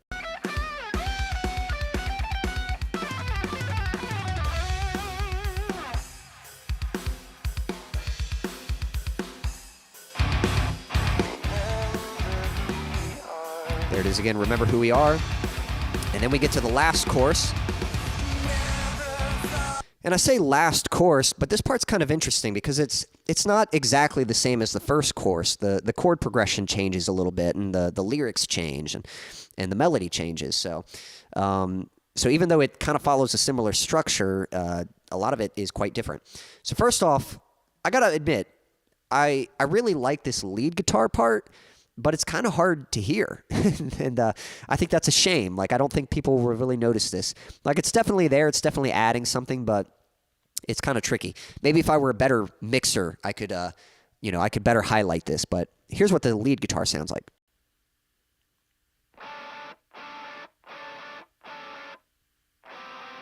Like, I love those chords. Here's what it sounds like blended with the other guitar.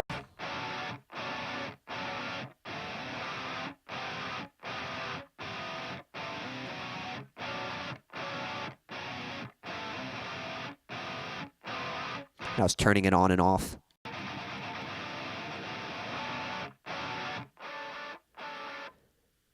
Like, I love that dissonance.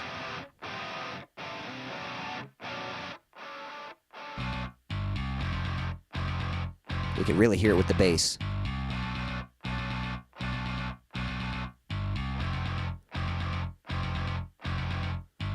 But when you blend it with the other guitar, it almost sounds like one guitar chord, and I don't know that you get to truly appreciate those notes. Like, again, it's definitely there. You definitely hear it, but that's just one of those things. Like, I love it. I wish I could have made it more obvious, but I'm not that talented of a mixer, so I don't know how to do that. And then we've got the pad again, but instead of holding one note, it kind of had to change notes. So the pad kind of alternates between two notes. There's the first note, second note, and then just kind of goes back and forth.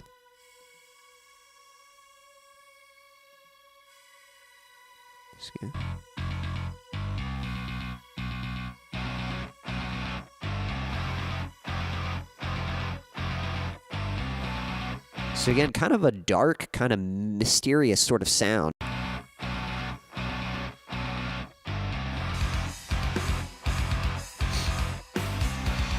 This is where the song really takes like a tonal shift.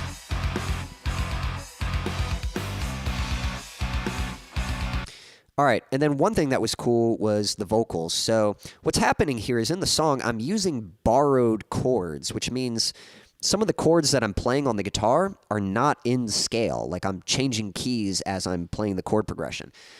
And what's cool about doing that is it allows you to write some pretty creative melodies. So I'll play the guitar and the vocal real quick.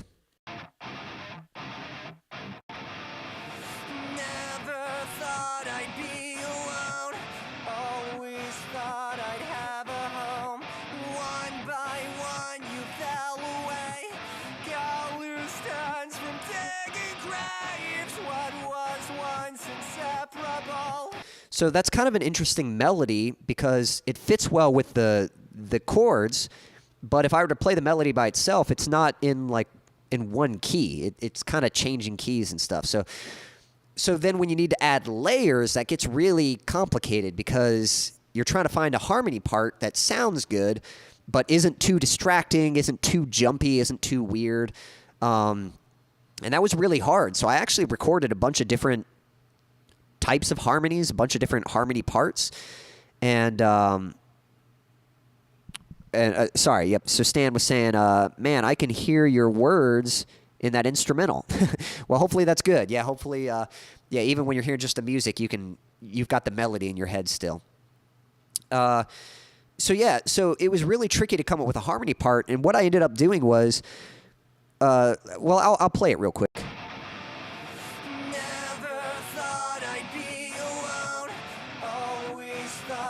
So that first part, never thought I'd be alone. In that, I liked it there, but then when it goes down, always thought I'd have a home. I didn't like that. So there was another part where I recorded lower, never thought I'd be alone, always thought. And I didn't like the first part, but I liked the second part. So that's what I did. I ended up mixing and matching a bunch of different. So the harmony part's actually really weird.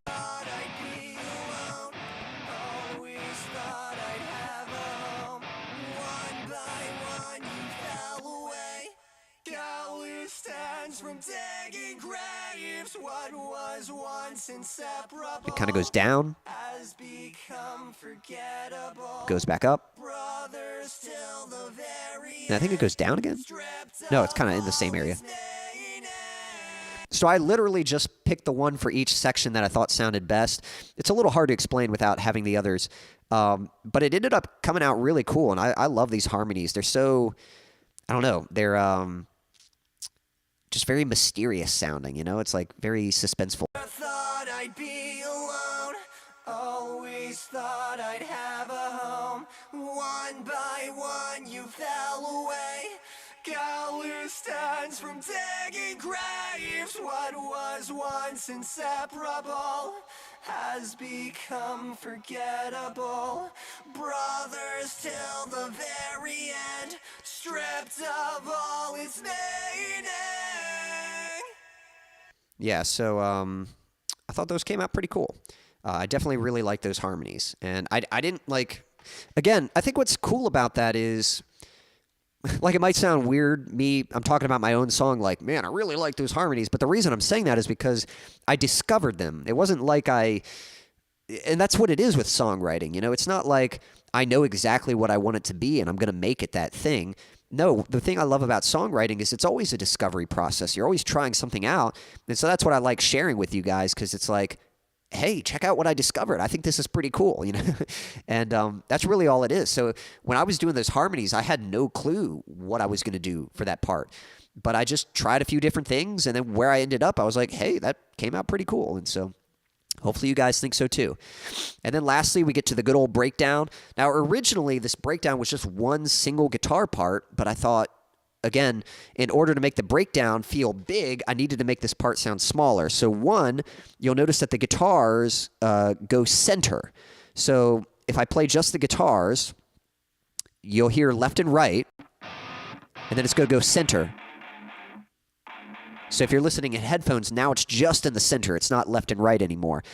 And it's just one guitar part, and I filtered it out. I kind of took off some of the high end and some of the low end, so it's this very, like, almost like you're hearing it through a telephone speaker kind of thing. And then it kicks in, and then the big guitars come back in. So when you hear that in the mix, that's what makes it hit harder. Go small.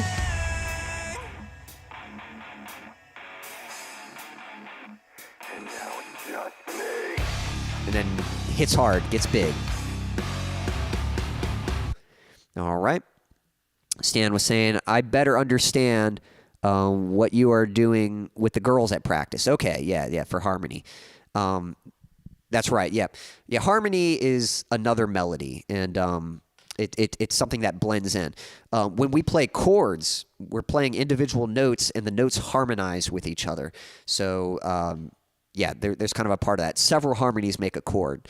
And but basically, yeah, you have a melody, and then you can find another part that blends in with it. So, and it just makes it sound a lot more interesting. Again, if I play that last chorus without the backing vocals, it's not quite as interesting. 1 second.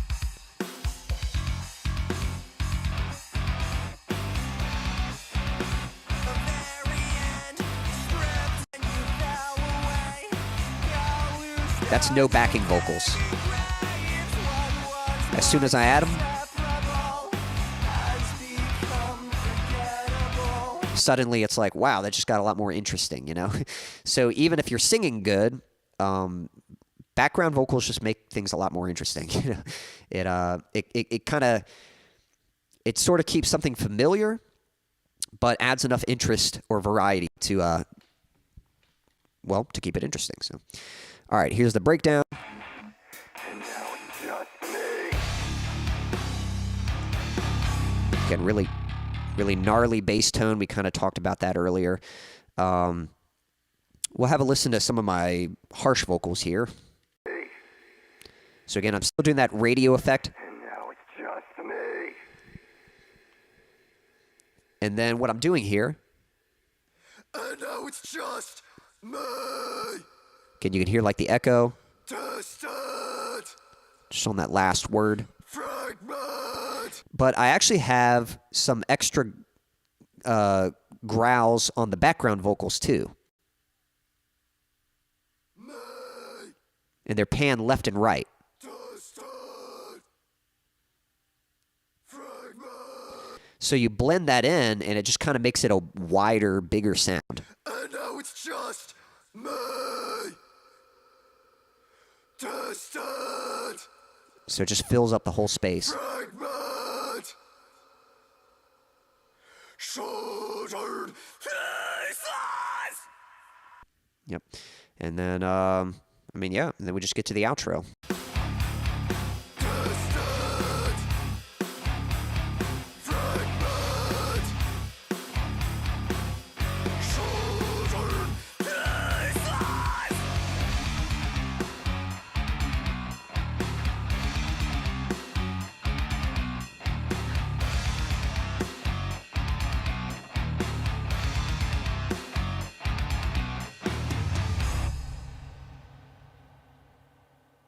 And then that last sound, it's like this sub effect thing that I have, and I got it from some mixing, from a mixing program. And again, I didn't originally plan to have the ending sound like that, but then I added that sub on the last hit, and it kind of echoes out.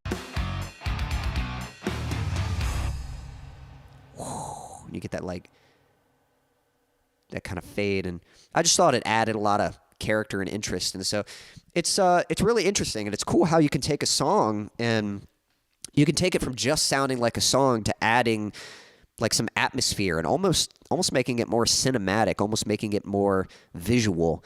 And that was something I kind of experimented with, and I'm certainly still learning how to do that, but I kind of exercised that ability a little bit with this particular song. So cool. Well, guys, I hope you all found that interesting. Again, this is kind of a newer segment for me, and I'm still, still trying to figure out the best way to do it. I like talking about this stuff, so hopefully you found it interesting. And I'd like this to be something where we can kind of just hang out and talk. And if you guys have questions about anything, I can try to answer them for you, and whatever it might be. But hopefully, we'll see where this goes. I'll try a few more episodes like this, and we'll play around with it.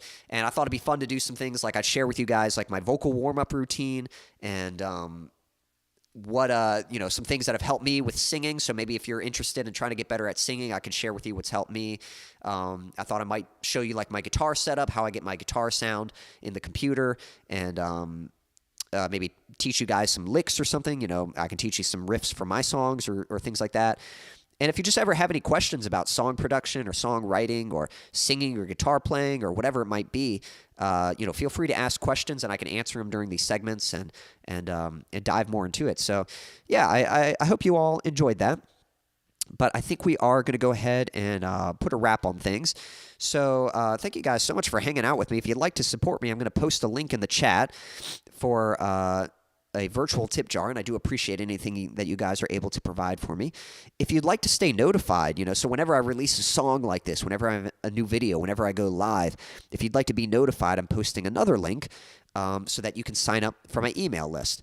And actually, I've got one final link that I will post for you guys.